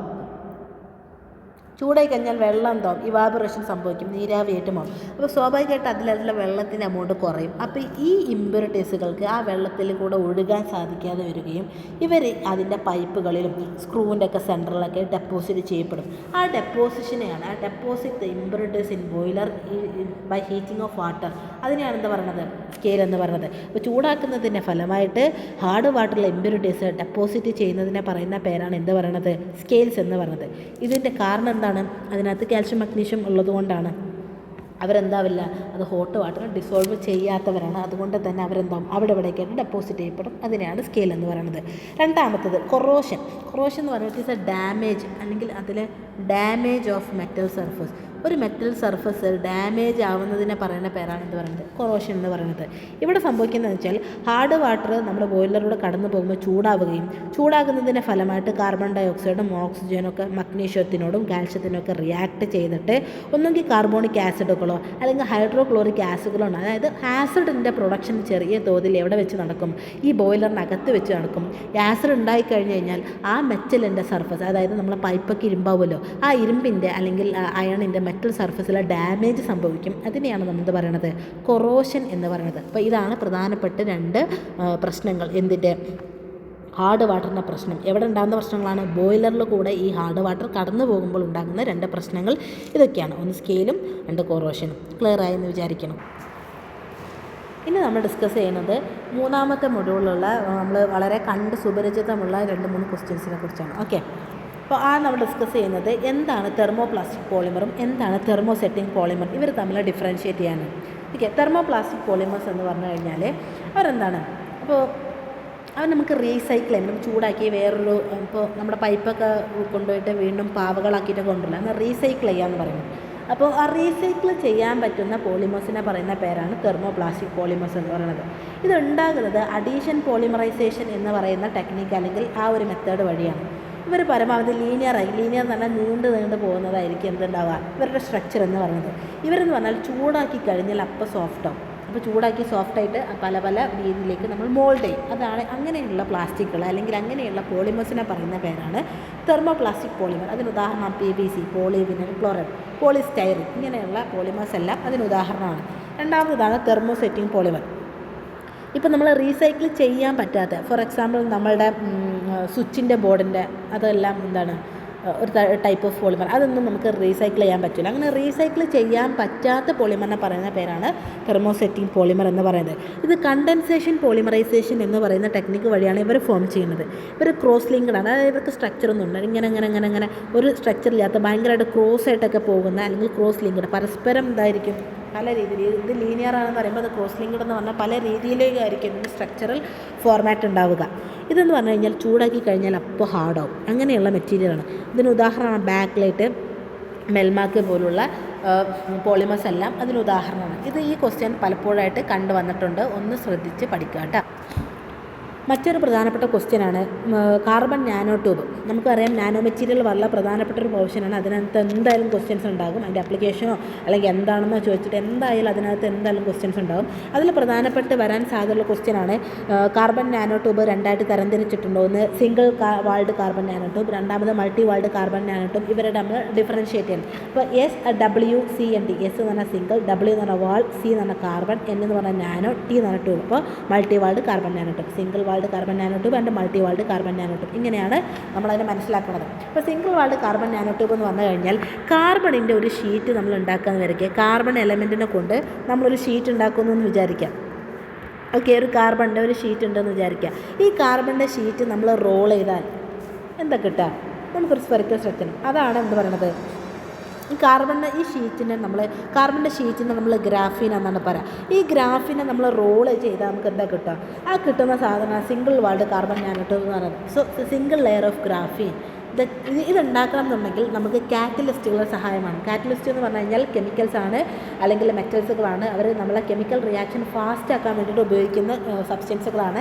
അങ്ങനെയുള്ള കാറ്റലിസ്റ്റുകളുടെ സഹായം ആവശ്യമാണ്. പക്ഷേ ഉണ്ടാക്കുന്ന സാധനത്തിൻ്റെ പ്യൂരിറ്റി വളരെ കുറവായിരിക്കും. അതുപോലെ തന്നെ ഇത് നമുക്ക് കൂടുതൽ അളവിൽ ഉണ്ടാക്കാം. ബൾക്ക് സിന്തസിസ് എന്ന് പറഞ്ഞാൽ കൂടുതൽ അളവിൽ നമുക്ക് എന്താക്കാൻ പറ്റില്ല, നമുക്കതിനെ ഉണ്ടാക്കാൻ സാധിക്കില്ല. അങ്ങനത്തെ സാധനമാണ് എന്ത് പറയുന്നത്, single walled carbon nanotube എന്ന് പറയുന്നത്. രണ്ടാമത്തേതാണ് multi walled carbon nanotube. ഇവിടെ ഒരു ഷീറ്റിന് പകരം ഇതെന്താ ഒന്നിലധികം ഷീറ്റ്, മൾട്ടി ലെയർ ഓഫ് ഗ്രാഫീനുകൾ ഫോൾഡ് ചെയ്തിട്ട് ഉണ്ടാക്കുന്നതാണ് മൾട്ടി കാർബൺ നാനോ ട്യൂബ് എന്ന് പറയുന്നത്. ഇതിന് കാറ്റലിസ്റ്റുകളുടെ സഹായം നമുക്ക് ആവശ്യമില്ല. ഉണ്ടാക്കി കിട്ടുന്ന സാധനത്തിൻ്റെ പ്യൂരിറ്റി വളരെ കൂടുതലായിരിക്കും. അതുപോലെ തന്നെ ഇതിൻ്റെ ബൾക്ക് സിന്തസിസ്, അതായത് ഒരുപാട് എണ്ണം ഉണ്ടാക്കുക എന്ന് പറയുന്നത് വളരെ ഈസി ആയിട്ടുള്ള ഒരു മെത്തേഡും കൂടെ. ഇനി നമ്മൾ ഡിസ്കസ് ചെയ്യാൻ പോകുന്നത് നമ്മൾ കൂടുതൽ വരാൻ സാധ്യത ഉണ്ടെന്ന് വിചാരിക്കുന്ന ഒരു ടോപ്പിക്കാണ് നാച്ചുറൽ റബ്ബറും സിന്തറ്റിക് റബ്ബറും തമ്മിലുള്ള വ്യത്യാസം. ഇപ്പോൾ എന്താ നാച്ചുറൽ റബ്ബർ എന്ന് പറഞ്ഞാൽ നാച്ചുറലായിട്ട് ഉണ്ടാക്കുന്ന, നമ്മളിപ്പോൾ മരമൊക്കെ ചെത്തിയിട്ട് മരത്തിൻ്റെ പാലൊക്കെ എടുത്തിട്ട് ഉണ്ടാക്കുന്ന റബ്ബറാണ് നാച്ചുറൽ റബ്ബർ. സിന്തറ്റിക് റബ്ബർ അല്ലെങ്കിൽ വൾക്കനൈസ്ഡ് റബ്ബർ, കേട്ടോ, വൾക്കനൈസ്ഡ് റബ്ബർ, ഇത് രണ്ടും പറഞ്ഞാലും സെയിം സാധനം തന്നെയാണ്. ഉത്തരം സെയിം ആയിരിക്കും, അത് കൺഫ്യൂഷൻ ആവരുത്. സിന്തറ്റിക് റബ്ബറും വൾക്കനൈസ്ഡ് റബ്ബറും സെയിം ആണ്. ഓക്കെ, അപ്പോൾ വൾക്കനൈസ്ഡ് റബ്ബർ അല്ലെങ്കിൽ സിന്തറ്റിക് റബ്ബർ എന്ന് പറഞ്ഞാൽ ഈ നാച്ചുറൽ റബ്ബറിലേക്ക് സൾഫർ ആഡ് ചെയ്തിട്ട് ചൂടാക്കിയിട്ട് ഉണ്ടാക്കുന്ന പുതിയ റബ്ബറാണ് എന്ത് പറയണത്, സിന്തറ്റിക് റബ്ബർ എന്ന് പറയുന്നത്. ക്ലിയർ? അപ്പോൾ ഇവർ തമ്മിലുള്ള പ്രധാനപ്പെട്ട വ്യത്യാസം എന്തൊക്കെയാണെന്ന് നോക്കാം. ഓക്കെ, അപ്പോൾ അത് നമ്മൾ നാച്ചുറൽ റബ്ബറിലേക്ക് പോകും. നാച്ചുറൽ റബ്ബർ എന്ന് പറഞ്ഞു കഴിഞ്ഞാൽ അതൊരു ബയോളജിക്കൽ പ്രോസസ്സുമായി, നാച്ചുറൽ പ്രോസസ്സുമായിട്ടാണ് ഇത് പ്രൊഡ്യൂസ് ചെയ്യപ്പെടുന്നത്. Produced by biological process. ഇത് സോഫ്റ്റും ആയിരിക്കും, സ്റ്റിക്കി ആയിരിക്കും, ഒട്ടുന്നതായിരിക്കും.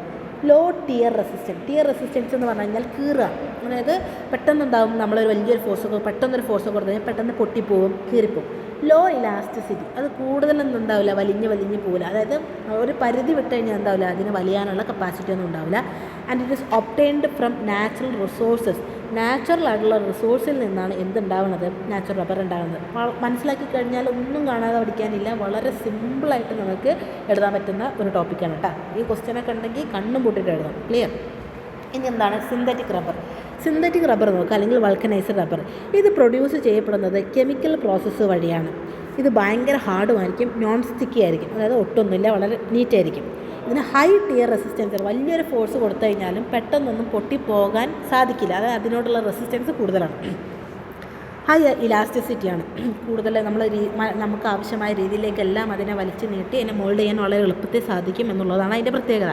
And it is obtained from artificial ലാബുകളിൽ ഉണ്ടാകുന്നതാണ് എന്ത് സിന്തറ്റിക് റബ്ബർ അല്ലെങ്കിൽ വൾക്കനൈസ്ഡ് റബ്ബർ എന്ന് പറയുന്നത്. അപ്പോൾ ഇതാണ് ഇതിൻ്റെ പ്രധാനപ്പെട്ടിട്ടുള്ള വ്യത്യാസം എന്ന് പറയുന്നത്. ജസ്റ്റ് മനസ്സിലാക്കിയാൽ തന്നെ നമുക്ക് എഴുതാൻ പറ്റുന്ന ഒരു ടോപ്പിക്കായിരിക്കും ഇത്. ഓക്കെ, മൊഡ്യൂൾ 3 ഇതിനപ്പുറത്തേക്ക് കുറേ ക്വസ്റ്റ്യൻസ് പോസിബിളാണ്. ഒന്നാമത് ഗ്ലാസിനെ കുറിച്ചുള്ള ക്വസ്റ്റ്യൻസ് ഉണ്ടാവാറുണ്ട്, റിഫ്രാക്ടറി മെറ്റീരിയൽസിനെ കുറിച്ചുള്ള ക്വസ്റ്റ്യൻസ് ഉണ്ടാവാറുണ്ട്, നാനോ മെറ്റീരിയൽസ് എന്തായാലും ഉണ്ടാവാറുണ്ട്. അങ്ങനെ കുറേ മെറ്റീരിയൽസ് ഉണ്ട്. പക്ഷേ നമ്മൾ ആ വീഡിയോയിൽ നമുക്ക് എല്ലാം ഉൾപ്പെടുത്താൻ പറ്റില്ല. പക്ഷേ അതെല്ലാം എന്താണ്, നമുക്ക് മൂന്നാമത്തെ മൊഡ്യൂളിൽ ഇന്നത് സ്കിപ്പ് ചെയ്യാം, ഇന്നത് പഠിക്കാം എന്ന് പറയാനുള്ള സാധ്യത കുറവാണ്. അപ്പോൾ ഏതിൽ നിന്നും ക്വസ്റ്റ്യൻസ് പ്രതീക്ഷിക്കാം. എന്നാലും മിനിമം ഇത്രയെങ്കിലും ഒരാൾ പഠിച്ചിരിക്കുക, അതിൽ നിന്ന് ക്വസ്റ്റ്യൻസ് വരും തന്നെയാണ് നമ്മൾ പ്രതീക്ഷിക്കുന്നത്.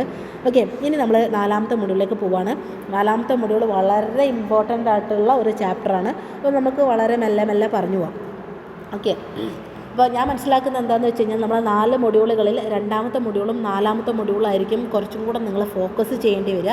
കാരണം കൂടുതൽ ഓപ്ഷൻസ് വരുന്നത് ഈ 2 പാഠഭാഗങ്ങളിൽ നിന്നായിരിക്കും. അപ്പോൾ അത് കൃത്യമായിട്ട് മനസ്സിലാക്കി പഠിക്കുക. ബാക്കിയുള്ളതൊക്കെ നിങ്ങളുടെ ഇതായ രീതിയിൽ പഠിക്കുക, നന്നായിട്ട് പഠിക്കാൻ പറ്റട്ടെ എല്ലാവർക്കും. അപ്പോൾ നമുക്ക് 4ാമത്തെ മൊഡ്യൂളിലെ പ്രധാനപ്പെട്ട ചില ക്വസ്റ്റ്യൻസുകളും കൂടെ കവർ ചെയ്ത് കഴിഞ്ഞാൽ നമുക്ക് നമ്മളെ വീഡിയോ വൈൻഡപ്പ് ചെയ്യാമെന്നാണ്. ഓക്കെ, അപ്പോൾ ആദ്യത്തെ ക്വസ്റ്റ്യൻ നമ്മൾ എടുക്കുന്നത് ഇലക്ട്രോ കെമിക്കൽ സെല്ലും ഇലക്ട്രോലിറ്റിക് സെല്ലും തമ്മിലുള്ള പ്രധാനപ്പെട്ട വ്യത്യാസങ്ങൾ നോക്കിക്കൊണ്ടാണ്. ഓക്കെ ആണല്ലോ, നോക്കാം. എന്താണ് electro chemical cell? Electro chemical cell എന്ന് പറഞ്ഞു കഴിഞ്ഞാൽ ഒരു കെമിക്കൽ എനർജിനെ ഇലക്ട്രിക്കൽ എനർജിയായിട്ട് കൺവേർട്ട് ചെയ്യുന്ന ഒരു സെല്ലാണ്. എന്താണ് കെമിക്കൽ എനർജി എന്താക്കി മാറ്റും? ഇലക്ട്രിക്കൽ എനർജിയായിട്ട് കൺവേർട്ട് ചെയ്യുന്നു. അതാണ് കെമിക്കൽ എനർജി ഇൻറ്റു ഇലക്ട്രിക് എനർജിയായിട്ട് കൺവേർട്ട് ചെയ്യുന്നു. ഇതിനകത്ത് ആനോഡിൻ്റെ ചാർജ് നെഗറ്റീവാണ്, കാഥോഡിൻ്റെ ചാർജ് പോസിറ്റീവാണ്. ഇതിൽ കറണ്ട് പ്രൊഡ്യൂസ് ചെയ്യുന്നത് റിഡോക്സ് റിയാക്ഷൻ വഴിയാണ്. ഇതിൽ നടക്കുന്ന chemical reactions spontaneous chemical reactions ആയിരിക്കും. സ്പോണ്ടേനിയസ് കെമിക്കൽ റിയാക്ഷൻ എന്ന് പറഞ്ഞു കഴിഞ്ഞാൽ തനിയെ നാച്ചുറലായിട്ട് നടക്കുന്ന കെമിക്കൽ റിയാക്ഷൻ. അതായത് നമ്മളൊരു ചൂട് കൊടുക്കുകയും നമുക്കൊരു കറണ്ട് കൊടുക്കുകയും നമ്മൾ എക്സ്റ്റേണലായിട്ട് ഒന്നും അപ്ലൈ ചെയ്യാതെ തന്നെ നടക്കുന്ന കെമിക്കൽ റിയാക്ഷനെ പറയുന്ന പേരാണ് സ്പോണ്ടേനിയസ് റിയാക്ഷൻ എന്ന് പറയുന്നത്. ഓക്കെ, ഈ കാര്യങ്ങൾ കുറച്ചും കൂടി ക്ലിയർ ആണെന്നുണ്ടെങ്കിൽ ഇനി വരുന്ന ടോപ്പിക്കുകൾ കുറച്ച് മനസ്സിലാക്കി കഴിഞ്ഞാൽ ഈ പറഞ്ഞ ഓരോ ആനോഡ് എന്താ കാഥോഡ് എന്നുള്ള കാര്യങ്ങൾ കുറച്ചും കൂടി ക്ലിയർ ആകും. ഇനി എന്താ ഇലക്ട്രോലിറ്റിക് സെൽ? നേരെ ഓപ്പോസിറ്റാണ് അല്ലേ? എന്താണ് ഇവിടെ ഇലക്ട്രിക്കൽ എനർജിനെ നമ്മൾ കെമിക്കൽ എനർജി ആയിട്ട് കൺവേർട്ട് ചെയ്യും. എന്താണ് ഇലക്ട്രിക്കൽ എനർജിനെ കെമിക്കൽ എനർജി ആയിട്ട് കൺവേർട്ട് ചെയ്യും. ഇവിടെ ഉപയോഗിക്കുന്ന ആനോഡിൻ്റെ ചാർജ് പോസിറ്റീവും കാഥോഡിൻ്റെ ചാർജ് സ്പെല്ലിംഗ് മിസ്റ്റേക്ക് ഉണ്ട്, കാഥോഡിൻ്റെ ചാർജ് നെഗറ്റീവാണ്. ഇവിടെ കറണ്ട് റിഡോക്സ് റിയാക്ഷൻ നടക്കണമെങ്കിൽ എന്താവശ്യമുണ്ട്? കറണ്ട് ആവശ്യം. അതായത് പുറത്തുനിന്ന് നമ്മൾ കറണ്ട് കൊടുത്താലേ ഈ കെമിക്കൽ റിയാക്ഷൻ നടക്കുകയുള്ളൂ. അതുകൊണ്ട് തന്നെ ഇവിടെയുള്ള കെമിക്കൽ റിയാക്ഷൻ നോൺ സ്പോണ്ടേനിയസ് ആയിട്ടുള്ള കെമിക്കൽ റിയാക്ഷനാണ്. കാരണം എക്സ്റ്റേണൽ ആയിട്ട് നമ്മൾ കറണ്ടിനെ കൊടുത്തിട്ടാണ് ഈ കെമിക്കൽ റിയാക്ഷൻസ് നടത്തുന്നത്. ഇലക്ട്രോ കെമിക്കൽ സെല്ലിൽ കെമിക്കൽ റിയാക്ഷൻ നടന്നിട്ട് നമുക്ക് കറണ്ട് കിട്ടുകയാണ് ചെയ്യുന്നത്. ക്ലിയർ ആണല്ലോ? ഇതാണ് ഒന്നാമത്തെ ടോപ്പിക്കായിട്ട് നമ്മൾ ഉദ്ദേശിക്കുന്നത്.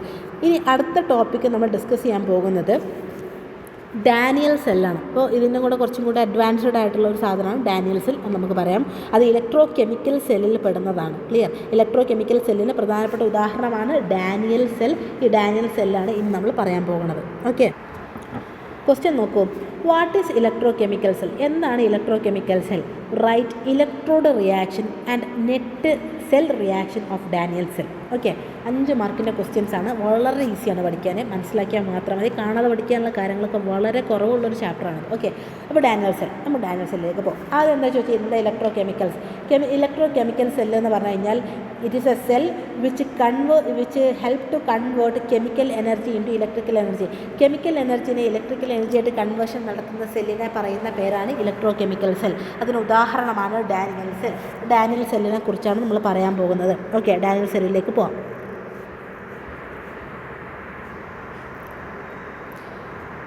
ഇതാണ് ഡാനിയൽ സെൽ. നമുക്ക് ചിത്രം വരക്കാൻ പഠിക്കുക എന്നുള്ളത് വളരെ ഇമ്പോർട്ടൻ്റ് ആണ്. ഓക്കെ, ഇലക്ട്രോ കെമിക്കൽ സെൽ നോക്കുക. 2 ബീക്കറുകളുണ്ടാവും. ഈ 2 ബീക്കറിലും ഓരോ മെറ്റലിൻ്റെ കഷ്ണങ്ങൾ ഇറക്കി വെച്ചിട്ടുണ്ടാകും. ഇത് ഓരോ ബീക്കറിലും ഓരോ സൊല്യൂഷൻ ഉണ്ടാകും. ഓരോന്നിനും ഓരോ പേരാണ്. ഓക്കെ, നോക്കൂ. ഈ സൊല്യൂഷന് നമ്മൾ ഇലക്ട്രോ കെമിസ്ട്രി പഠിക്കുന്ന സമയത്ത് നമ്മുടെ ഈ സെല്ലിൽ ഉപയോഗിക്കുന്ന ഈ സൊല്യൂഷനെ നമ്മൾ ഇലക്ട്രോലൈറ്റ്സ് എന്നാണ് പറയുക. എന്താ പറയുക? ഇലക്ട്രോലൈറ്റ്സ് എന്നാണ് പറയുക. ഇത് സ്ട്രോങ്ങും വീക്കും ഒക്കെ ഉണ്ട്. അതൊക്കെ തിയറിയാണ്, ഫസ്റ്റ് പാർട്ടിലുള്ളതാണ്, ഒക്കെ പഠിച്ചിട്ട് പോകണം. അതൊക്കെ വരാൻ സാധ്യതയുള്ള ക്വസ്റ്റ്യൻസുകളാണ്. ഇനി ഈ ഇലക്ട്രോലൈറ്റിൽ മുക്കി വെച്ചിട്ടുള്ള ഈ മെറ്റലിൻ്റെ കഷ്ണത്തിന് അല്ലെങ്കിൽ മെറ്റൽ റോഡിനെയാണ് നമ്മൾ ഇലക്ട്രോഡ് എന്ന് പറയാറുള്ളത്. ഓക്കെ ആണല്ലോ, ഇലക്ട്രോഡ്. ഇനി ഡാനിൻ്റെ സെല്ലിലേക്ക് നോക്കുന്ന സമയത്ത് നമുക്ക് 2 ബീക്കറുണ്ട്. 2 ബീക്കറിലും ഓരോരോ ഇലക്ട്രോലൈറ്റുകളുണ്ട്. ഓരോരോ ഇലക്ട്രോലൈറ്റിലും ഓരോരോ ഇലക്ട്രോഡുകൾ ഡിപ്പ് ചെയ്തിട്ടുണ്ട്. ഒന്നാമത്തെ ഇലക്ട്രോഡും രണ്ടാമത്തെ ഇലക്ട്രോഡും ഒരു വോൾട്ട് മീറ്റർ വെച്ചിട്ട് കണക്ട് ചെയ്തിട്ടുണ്ട്. ഈ ഒന്നാമത്തെ സൊല്യൂഷനും രണ്ടാമത്തെ സൊല്യൂഷനും ഒരു ഇൻവേർട്ടഡ് യു ഷേപ്പിലുള്ള സാൾട്ട് ബ്രിഡ്ജായിട്ട് കണക്ട് ചെയ്തിട്ടുണ്ട്. ഈ ഒരു അറേഞ്ച്മെൻറ്റാണ് എന്താ പറയുക, ഇലക്ട്രോ കെമിക്കൽ സെൽ എന്ന് പറയുന്നത്. ഓക്കെ, അപ്പോൾ ഇവിടെ നമ്മൾ പഠിക്കുന്ന ഡാനിയൽ സെല്ലാണല്ലോ. ഡാനിയൽ സെല്ലിൽ ഒന്നാമത്തെ ബീക്കർ എടുക്കുന്നത് സിങ്ക് സൾഫേറ്റാണ്, രണ്ടാമത്തെ ബീക്കർ എടുക്കുന്നത് കോപ്പർ സൾഫേറ്റാണ്. സിങ്ക് സൾഫേറ്റിൽ മുക്കി വെക്കുന്ന ഇലക്ട്രോഡ് സിങ്കാണ്, കോപ്പർ സൾഫേറ്റിൽ മുക്കി വെക്കുന്ന ഇലക്ട്രോഡ് കോപ്പറാണ്. ഇതാണ് അതിൻ്റെ പ്രത്യേകത എന്ന് പറയുന്നത്. ഓക്കെ, അപ്പോൾ ഞാൻ ഒന്ന് പറഞ്ഞുതരാം. നോക്കൂ, ആദ്യത്തേത് സിങ്കാണ്. സിങ്ക് സൾഫേറ്റിൽ സിങ്കിനെ നമ്മൾ മുക്കി വെക്കും, കോപ്പർ സൾഫേറ്റിൽ മുക്കി വെക്കും. ഈ 2 ഇലക്ട്രോൺ തമ്മിൽ വോൾട്ട് മീറ്റർ ആയിട്ട് കണക്ട് ചെയ്യുന്നു. ഈ 2 സിങ്ക് സൾഫേറ്റും കോപ്പർ സൾഫേറ്റും ഇൻവേർട്ടർ ഷേപ്പുള്ള ഈ സാൾട്ട് ബ്രിഡ്ജായിട്ട് കണക്ട് ചെയ്യുന്നു. ഇതാണ് ഡാനിയൽ സെല്ലിൻ്റെ പ്രത്യേകത. ഓക്കെ, ഇനി ഇവിടെ സംഭവിക്കുന്നത് എന്താണെന്ന് വെച്ച് കഴിഞ്ഞാൽ ഇവിടെ 2 കെമിക്കൽ റിയാക്ഷൻസാണ് നടക്കാൻ സാധ്യത. ഒന്നെങ്കിൽ ഓക്സിഡേഷൻ നടക്കും, അല്ലെങ്കിൽ റിഡക്ഷൻ നടക്കും. ഓക്കെ, ഈ ഓക്സിഡേഷനും റിഡക്ഷനും ഒരുമിച്ച് നടക്കുന്നതിനെയാണ് നമ്മൾ എന്ത് പറയുന്നത്? റിഡോക്സ് റിയാക്ഷൻ എന്ന് പറയുന്നത്. ഓക്സിഡേഷനും റിഡക്ഷനും ഒരുമിച്ച് നടക്കുന്നതിനെയാണ് എന്ത് പറയുന്നത്? റിഡോക്സ് റിയാക്ഷൻ എന്ന് പറയുന്നത്. ഓക്സിഡേഷൻ എന്ന് പറഞ്ഞു കഴിഞ്ഞാൽ ഇലക്ട്രോൺ നഷ്ടപ്പെടുന്ന കെമിക്കൽ റിയാക്ഷനെ പറയുന്ന പേരാണ് ഓക്സിഡേഷൻ. ഇലക്ട്രോൺ ഗെയിൻ ചെയ്യുക അല്ലെങ്കിൽ ആക്സെപ്റ്റ് ചെയ്യുന്ന കെമിക്കൽ റിയാക്ഷനെ പറയുന്ന പേരാണ് റിഡക്ഷൻ. അപ്പോൾ ഇലക്ട്രോൺ നഷ്ടപ്പെടുന്നതും വാങ്ങുന്നതും ഒരുമിച്ച് നടക്കുകയാണെങ്കിൽ അതിന് എന്ത് പറയും? നമ്മൾ റിഡോക്സ് റിയാക്ഷൻ എന്ന് പറയും. ക്ലിയർ ആയി എന്ന് വിചാരിക്കണം. ഇനി ഇവിടെ എന്താ സംഭവിക്കുന്നത് മനസ്സിലാക്കാം. ഓക്കെ, ഇവിടെ സംഭവിക്കുന്നത് എന്താണ്?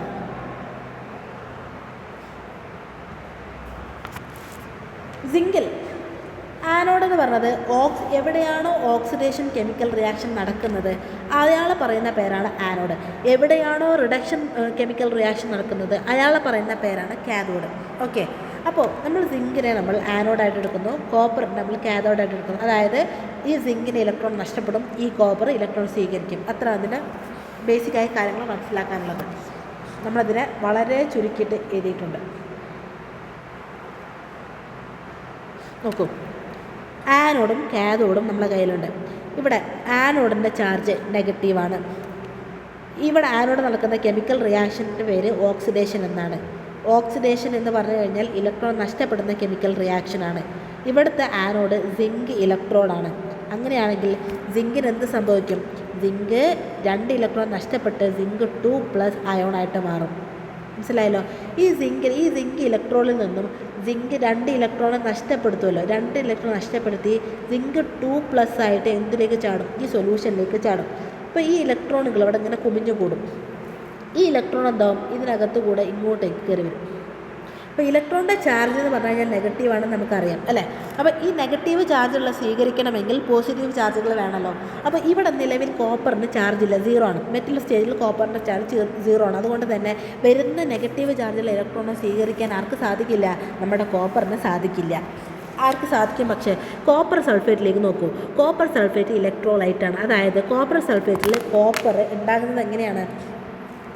കോപ്പർ 2+ഉം SO4 2- ആയിട്ടാണ്. അപ്പോൾ ഇവിടേക്ക് വരുന്ന ഇലക്ട്രോൺ ആര് സ്വീകരിക്കും? ഈ സൊല്യൂഷനിലുള്ള കോപ്പർ 2+ സ്വീകരിക്കും. അതാണ് ഇവിടെ കാണുന്നത്. ഓക്കെ, അപ്പോൾ ഇവിടുത്തെ ഭാഗം നോക്കുകയാണെങ്കിൽ ഇവിടെ കാഥോഡാണ്. ഈ കാഥോഡിൻ്റെ ചാർജ് പോസിറ്റീവാണ്. ഇവിടെ നടക്കുന്ന കെമിക്കൽ റിയാക്ഷൻ റിഡക്ഷനാണ്. റിഡക്ഷൻ എന്ന് പറഞ്ഞാൽ ഗെയിൻ ഓഫ് ഇലക്ട്രോൺ, അതായത് ഇലക്ട്രോൺ സ്വീകരിക്കുന്ന കെമിക്കൽ റിയാക്ഷനാണ്. ഇവിടെ നമ്മൾ ആ കാഥോഡായിട്ട് ഉപയോഗിക്കുന്ന കോപ്പർ ഇലക്ട്രോഡിനെയാണ്.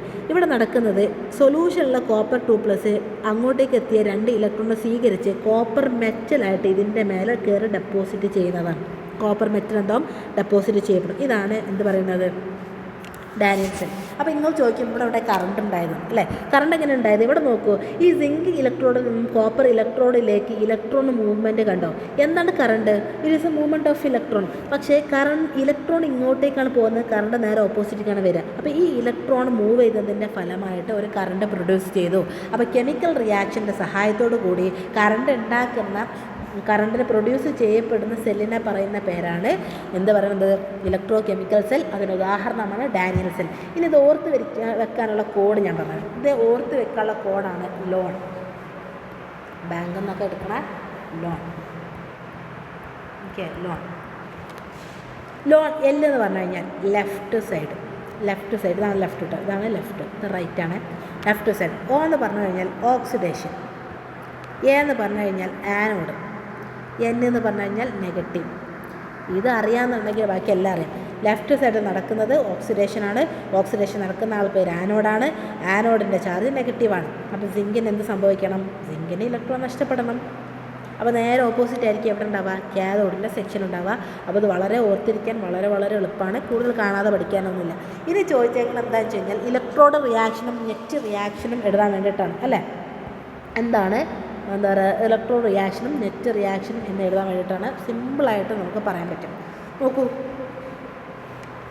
2 ഇലക്ട്രോഡാണുള്ളത്. ഒന്നാമത്തെ ഇലക്ട്രോണിൻ്റെ പേര് ആനോഡ്, രണ്ടാമത്തെ ഇലക്ട്രോണിൻ്റെ പേര് കാഥോഡ്. ആനോഡിൽ സിങ്കിന് ഓക്സിഡേഷൻ നടക്കും. സിങ്ക് 2+ 2 ഇലക്ട്രോൺ നഷ്ടപ്പെട്ട് സിങ്ക് 2+ ആയി മാറും. കാഥോഡിൽ റിഡക്ഷൻ സംഭവിക്കും, അതായത് ഗെയിൻ ഓഫ് ഇലക്ട്രോണെ സ്വീകരിക്കും. ഇവിടെ കോപ്പർ 2+ 2 ഇലക്ട്രോൺ സ്വീകരിച്ച് കോപ്പറായിട്ട് മാറും. ഇനി ഇതിനെങ്ങനെ വരക്കാം? മാക്സ് ചെയ്യണ പോലെ. ഈ ആരോ കണ്ടോ? ഈ ആരോൻ്റെ ഈ ഭാഗത്തുള്ളവരെല്ലാം ഒരുമിച്ച് ചെയ്താൽ അപ്പോൾ ഒന്നാമത്തതിൽ സിങ്ക് മാത്രമേ ഉള്ളൂ. ഇവിടെ വരുമ്പോൾ കോപ്പർ 2+ഉം 2 ഇലക്ട്രോൺ, കോപ്പർ 2+ഉം ഇലക്ട്രോൺ. അപ്പുറത്ത് എന്നിട്ട് ആരോ എടുത്തെഴുതാം. എന്നിട്ട് ആരോൻ്റെ ഹെഡിൻ്റെ ഭാഗത്തുള്ളതെല്ലാം ഒരുമിച്ച് ചെയ്താൽ സിങ്ക് 2++ 2 ഇലക്ട്രോൺ പ്ലസ് കോപ്പർ. ഇത് നോക്കും, ഇവിടെ 2 ഇലക്ട്രോണും ഇവിടെ 2 ഇലക്ട്രോണും കോമൺ ആയ കാര്യങ്ങൾ വെട്ടിക്കളയാം. ബാക്കി എഴുതാം സിങ്ക് കോപ്പർ 2+, ആരോ സിങ്ക് 2+ പ്ലസ് കോപ്പർ. ഇതാണ് നെറ്റ് റിയാക്ഷൻ, ഇതാണ് ഇലക്ട്രോഡ് റിയാക്ഷൻ. ഓക്കെ, അപ്പോൾ ഡാനിയൽ സെല്ലിൻ്റെ ഇലക്ട്രോ നെറ്റ് റിയാക്ഷൻ ഇങ്ങനെയാണ്. ഇതിൻ്റെ EMF കാണാൻ ചോദിച്ചിട്ടുണ്ട്. EMF കാണിക്കാൻ ചോദിക്കുമ്പോൾ നമുക്കറിയാം ഈ കാഥോഡ് മൈനസ് ഈ ആനോഡ് എന്നാണ്. ഈ കാഥോഡ് EMS ചെയ്ത് കഴിഞ്ഞാൽ 1.1 വോൾട്ടാണ് നമുക്ക് കിട്ടുക. അപ്പോൾ EMF ഓഫ് ഡാനിയൽ സെല്ല് ചിലപ്പോൾ 1 വേർഡിലൊക്കെ ചോദിക്കാം. അത് 1.1 വോൾട്ടാണ്. ഓക്കെ,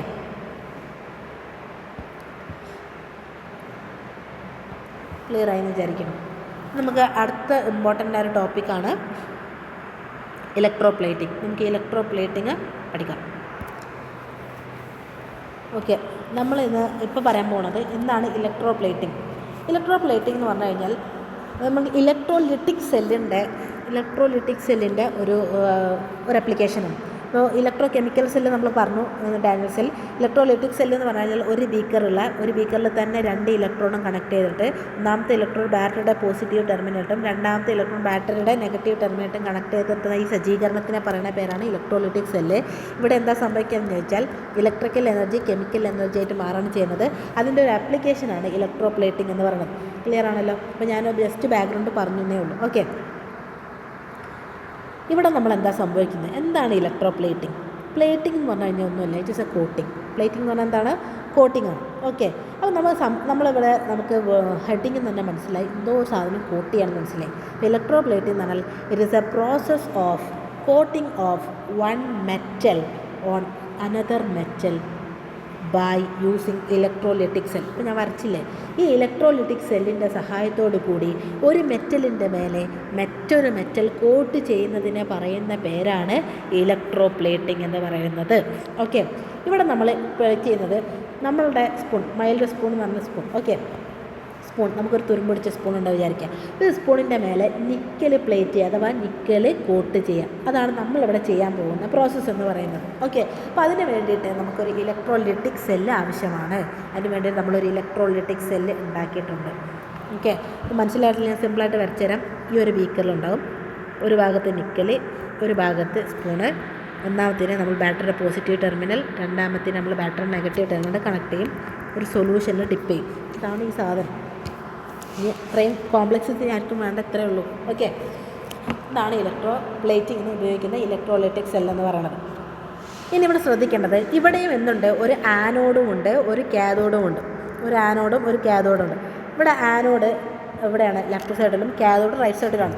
ഇവിടെ ആനോഡായിട്ട് ഉപയോഗിക്കുന്നത് നമ്മൾ എന്തിനെ കൊണ്ടാണ് കോട്ട് ചെയ്യുന്നത്, മെറ്റൽ യൂസ്ഡ് ഫോർ കോട്ട്, എന്താണ് കോട്ട് ചെയ്യാൻ ഉപയോഗിക്കുന്നത് അയാളെയാണ് നമ്മൾ ആനോഡായിട്ട് ഉപയോഗിക്കേണ്ടത്. എന്തിനെയാണ് നമ്മൾ കോട്ട് ചെയ്യുന്നത് അയാളാണ് നമ്മൾ കാഥോഡായിട്ട് ഉപയോഗിക്കുന്നത്. അതായത് നമ്മളൊരു സ്പൂണിനെ നമ്മൾ കോട്ട് ചെയ്യുന്നുവെങ്കിൽ നിക്കലിനെ കൊണ്ട് കോട്ട് ചെയ്യും. അപ്പം നിക്കൽ എന്തായിട്ട് എടുക്കണം? ആനോഡായിട്ട് എടുക്കണം. ആരെയാണ് കോട്ട് ചെയ്യുന്നത്? സ്പൂണിനെ നമ്മളെന്താ കാഥോഡായിട്ട് ഉപയോഗിക്കണം. മനസ്സിലായല്ലോ? എന്തിനെയാണോ കോട്ട് ചെയ്യുന്നത് അയാൾ കാഥോഡും, എന്തുകൊണ്ടാണ് കോട്ട് ചെയ്യുന്നത് അയാൾ ആനോഡുമായിട്ടും എടുക്കണം. ഓക്കെ, അപ്പോൾ വളരെ സിമ്പിളാണ്. ഇതിൽ ആനോഡും ഒരു കാഥോഡും ഉണ്ട്. ആനോഡിൻ്റെ ചാർജ് നോക്കുക. ആനോഡ് പോസിറ്റീവാണ്, ബാറ്ററിയുടെ പോസിറ്റീവ് ടെർമിനൽ ആയതുകൊണ്ടാണ് പോസിറ്റീവ് ആയത്. ഓക്കെ, പോസിറ്റീവ് ചാർജാണ്. അവിടെ വെച്ച് ഓക്സിഡേഷൻ നടക്കും. ഓക്സിഡേഷൻ എന്ന് പറഞ്ഞാൽ എന്താണ് ശരിക്കും? ലൂസ് ഓഫ് ഇലക്ട്രോൺ നഷ്ടപ്പെടാം. അപ്പോൾ ഇവിടെ ഉള്ളത് നിക്കലാണ്. നിക്കലിന് ഇലക്ട്രോൺ നഷ്ടപ്പെടും. നിക്കലിന് 2 ഇലക്ട്രോൺ നഷ്ടപ്പെട്ട് നിക്കൽ 2+ അയോണായിട്ട് മാറും. ക്ലിയർ? ഇനി കാഥോഡിലേക്ക് പോകാം. കാഥോഡിൻ്റെ ചാർജ് എവിടെയാണ്? നമ്മൾ ബാറ്ററിയുടെ നെഗറ്റീവ് ഭാഗത്തല്ലേ കണക്ട് ചെയ്തത്, അതുകൊണ്ട് അതിൻ്റെ ചാർജ് എന്താവും? നെഗറ്റീവ് ചാർജാണ്. അവിടെ റിഡക്ഷനാണ് നടക്കുക. റിഡക്ഷൻ എന്ന് പറഞ്ഞാൽ ഗെയിൻ ഓഫ് ഇലക്ട്രോൺ സ്വീകരിക്കുന്ന കെമിക്കൽ റിയാക്ഷനാണ്. അപ്പോൾ ഇവിടെ ഉള്ളതും നിക്കൽ തന്നെയാണ്. ഇവിടെ നിക്കൽ ഇതേ കെമിക്കൽ റിയാക്ഷൻ തല തിരിച്ച് ചെയ്യുകയാണ്. നിക്കൽ 2+ 2 ഇലക്ട്രോൺ സ്വീകരിച്ച് നിക്കലായിട്ട് മാറുന്നു. ആ നിക്കൽ ഡെപ്പോസിറ്റ് ചെയ്യപ്പെടുന്നു. അതാണ് ഇവിടെ നടക്കുന്നത്. ഞാൻ പ്രോസസ്സ് കുറച്ചും കൂടി എലാബറേറ്റ് ചെയ്ത് പറഞ്ഞു തരാം. ഇത് പഠിക്കാനുള്ള ഷോർട്ട് കട്ടാണ് പറഞ്ഞത്. ഞാൻ പറഞ്ഞുതരാം. ഇവിടെ നോക്കൂ, നമ്മുടെ നിക്കൽ ഇവിടെ ഉണ്ടല്ലോ. നിക്കലാണ് ആനോഡ്, സ്പൂണാണ് കാഥോഡ്. ഈ ഓരോ നിക്കലും നിക്കലിന് ഇലക്ട്രോൺ നഷ്ടപ്പെട്ട് എന്തായി? നിക്കൽ 2+ ആയിട്ട് എന്തിലേക്ക് ചാടും? നമ്മൾ ഈ ഇതിലേക്ക് കയറും. അതാണ് നിക്കൽ 2+. കണ്ടോ? നമ്മുടെ സൊല്യൂഷനിലേക്ക്, അതായത് നമ്മുടെ സൊല്യൂഷനിൽ ഡിപ്പ് ചെയ്ത്, അതായത് നിക്കൽ സൾഫേറ്റ് ആണ്, അതിനകത്ത്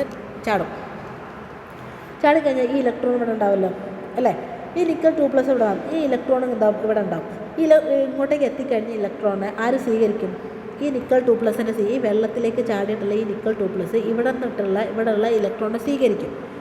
അപ്പോൾ ഈ നിക്കൽ 2+ ആ ഇലക്ട്രോണിനെ സ്വീകരിച്ച് വീണ്ടും നിക്കലായിട്ട് ഈ ഓരോ സ്പൂണിൻ്റെ മേലെയും എന്തായി മാറും? കോട്ട് ചെയ്ത രീതിയിലായി മാറും, ഡെപ്പോസിറ്റ് ചെയ്യപ്പെടും. അപ്പോൾ സ്പൂൺ എന്ന് പറഞ്ഞാൽ എന്താണ്? ഇരുമ്പാണ്. ആ ഇരുമ്പിൻ്റെ മേലെ, ഇരുമ്പ് അയണ ഒരു മെറ്റലാണ്, ഇരുമ്പിൻ്റെ മേലെ നിക്കൽ എന്താവും? കോട്ട് ചെയ്യപ്പെടും. എന്നാണ് നമ്മളിപ്പോൾ ചെയ്തുകൊണ്ടിരുന്നത്. ക്ലിയറായി? നിക്കൽ ഇലക്ട്രോൺ നഷ്ടപ്പെട്ട് നിക്കൽ 2+ ആയി വെള്ളത്തിലേക്ക് ചാടും. ആ വെള്ളത്തിലുള്ള നിക്കൽ 2+ തന്നെ ഇലക്ട്രോൺ സ്വീകരിച്ച് നിക്കൽ മെറ്റലായിട്ട് സ്പൂണിൻ്റെ മേലെ അഥവാ ഇരുമ്പിൻ്റെ മേലെ നമ്മൾക്ക് കോട്ടിങ്ങായിട്ട് ഫോം ചെയ്യും. ഇതാണ് എന്ത് പറയണത്? ഇലക്ട്രോപ്ലേറ്റിംഗ് എന്ന് പറയുന്നത്. ഇത്രേ പറയാനുണ്ടാവുള്ളൂ കേട്ടോ. ഇത് മാത്രം നമുക്ക് മനസ്സിലായി. ഇത് എഴുതിയാൽ തന്നെ നമുക്ക് ഫുൾ മാർക്ക് കിട്ടും. ഇതിലൊന്നും മാർക്ക് പോകാനൊരു സാധനമില്ല. ഇത്രയും സിമ്പിളായിട്ട് പഠിച്ച് പോകാനേ ഉള്ളൂ. ചിത്രങ്ങളൊക്കെ ഒന്ന് ജസ്റ്റ് ഓർത്ത് വെക്കാനേ ഉള്ളൂ. അല്ല കൂടുതൽ നമ്മൾ കോംപ്ലക്സ് ആക്കാനുള്ള ടോപ്പിക്സ് ഒന്നും നിലവിൽ ഇല്ല. ഇനി ഞാൻ ഇലക്ട്രോലൈറ്റിക് റിഫൈനിങ് ഇതിൻ്റെ മറ്റൊരു ഭാഗമാണ്, അതും കൂടെ പറയാം എന്ന് ഞാൻ വിചാരിക്കുന്നത്. അത് നമുക്ക് പറയാം. ഇലക്ട്രോലൈറ്റിക് റിഫൈനിങ് എന്ന് പറഞ്ഞു കഴിഞ്ഞാൽ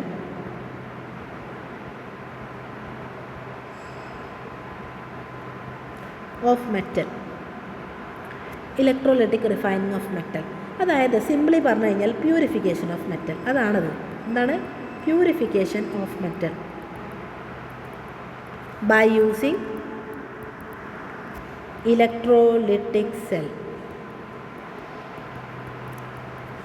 ഇലക്ട്രോലൈറ്റിക് സെല്ലിൻ്റെ സഹായത്തോടു കൂടി ഒരു മെറ്റലിനെ പ്യൂരിഫൈ ചെയ്യുന്ന പ്രോസസ്സിനെ പറയുന്ന പേരാണ് എന്ത്? Electrolytic refining. അതിന് വേണ്ടിയിട്ട് നമുക്ക് ഇലക്ട്രോലൈറ്റിക് സെല്ല് ആവശ്യമുണ്ട്. ഓക്കെ ആണല്ലോ? എന്നാണ് ഇലക്ട്രോലൈറ്റിക് സെല്ല് ആവശ്യമുണ്ട്. അതിനകത്ത് ഒരു ആനോഡ് ഉണ്ടാവും, ഒരു കാഥോഡ് ഉണ്ടാവും. ഒന്നാമത്തേനെ നമ്മൾ ബാറ്ററിയുടെ പോസിറ്റീവ് ടെർമിനലിൽ കണക്ട് ചെയ്യും, രണ്ടാമത്തേനെ ബാറ്ററി നെഗറ്റീവ് ടെർമിനലിൽ കണക്ട് ചെയ്യും. ഇതിന് രണ്ടിനെയും നമ്മളൊരു സൊല്യൂഷനിൽ മുക്കി വെക്കും. ഇവിടെ നമ്മുടെ ഇലക്ട്രോലൈറ്റിക് റിഫൈനിങ് ഓഫ് കോപ്പറാണ് ചെയ്യാൻ പോകുന്നത്. എന്താ ചെയ്യാൻ പോകുന്നത്? Electrolytic refining of copper. നമ്മൾ റിഫൈനിങ് ഓഫ് കോപ്പർ എന്ന് പറയും. ഓക്കെ, അതായത് പ്യൂരിഫൈ ചെയ്യണം. അപ്പം നമ്മൾ ആനോഡായിട്ട് എടുക്കുന്നത് ആൾ ഇംപ്യൂർ, നമ്മൾ ഖനനം ചെയ്ത് ഇംപ്യൂർ ആയിട്ടുള്ള കോപ്പർ ആയിരിക്കണം. കാഥോഡ് എടുക്കുന്നത് പ്യുവർ കോപ്പർ ആയിരിക്കണം. ഇതിനെ രണ്ടിനെയും ഒരേ സൊല്യൂഷനാണ് മുക്കി വെക്കുക. കോപ്പർ സൾഫേറ്റ് എന്ന് പറയുന്ന സൊല്യൂഷനാണ് മുക്കി വെക്കുക. ഓക്കെ, ഇവിടെ വെച്ച് എന്താ സംഭവിക്കുന്നത്? ഇവിടെ നമുക്ക് എന്തുണ്ട്? 2 ഇലക്ട്രോഡുകളുണ്ട്. ഒന്ന് ആനോഡുണ്ട്, ഒന്ന് കാഥോഡുണ്ട്. ഞാൻ ഒന്നും കൂടി ഇലാബറേറ്റ് ചെയ്ത് തരാം.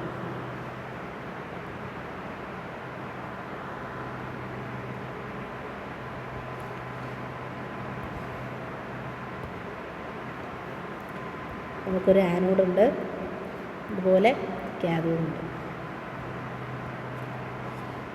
നോക്കൂ, ആനോഡ് ചാർജ് പോസിറ്റീവാണ്, കാഥോഡിൻ്റെ ചാർജ് നെഗറ്റീവാണ്.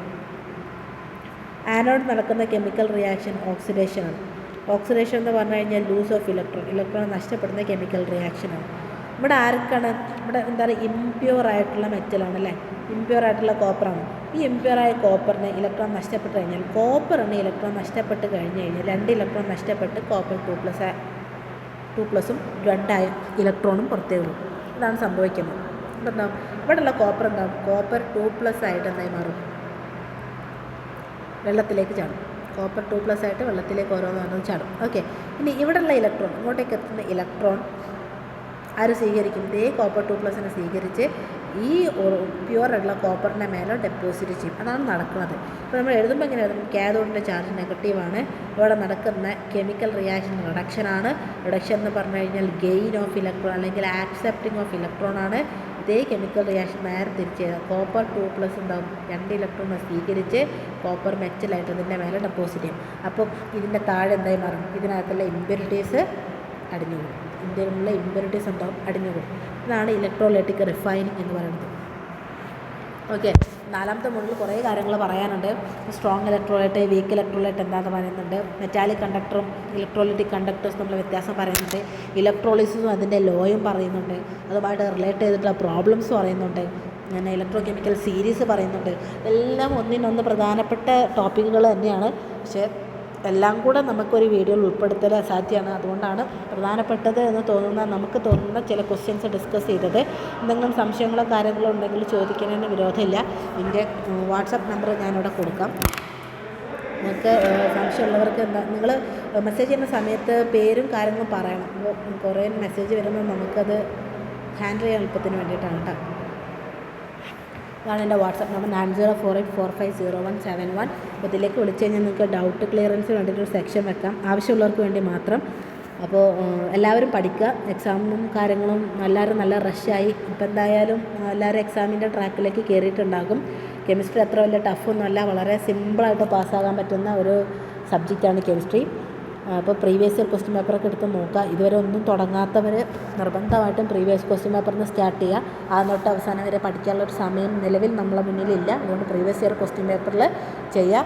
ഇനി ടൈം മാനേജ്മെൻറ്റ് കുറേ കുട്ടികൾ കഴിഞ്ഞ പ്രാവശ്യം പറഞ്ഞായിരുന്നു. അപ്പോൾ നിങ്ങൾ ആദ്യം ചെയ്യേണ്ട എന്താണെന്ന് ചോദിച്ചാൽ, ക്വസ്റ്റ്യൻ പേപ്പർ കിട്ടുന്ന സമയത്ത് പാർട്ട് സി ആദ്യം വായിക്കുക. ആദ്യം ക്വസ്റ്റ്യൻസ് എല്ലാം വായിക്കുക. ക്വസ്റ്റ്യൻ വായിച്ച ഉടനെ അറിയാമെന്ന് പറഞ്ഞ് ചാടിക്ക് ആൻസർ ചെയ്യാൻ നിൽക്കരുത്. പാർട്ട് സിയിലെ എല്ലാ ക്വസ്റ്റ്യൻസും ആദ്യം വായിച്ച് നോക്കുക. വായിച്ചിട്ട് അറിയാവുന്ന ക്വസ്റ്റ്യൻസിനെ പെൻസിലുകൊണ്ട് റൗണ്ട് ചെയ്ത് വെക്കുക. എന്നിട്ട് ഒന്നും കൂടെ വായിക്കുക. എല്ലാം ക്ലിയർ അല്ലേ, ഓർമ്മയുണ്ടോ എന്നുള്ള കാര്യം ക്രോസ് ചെക്ക് ചെയ്തിട്ട് മാത്രം ബുക്കിലേക്ക് ആൻസർ എഴുതുക.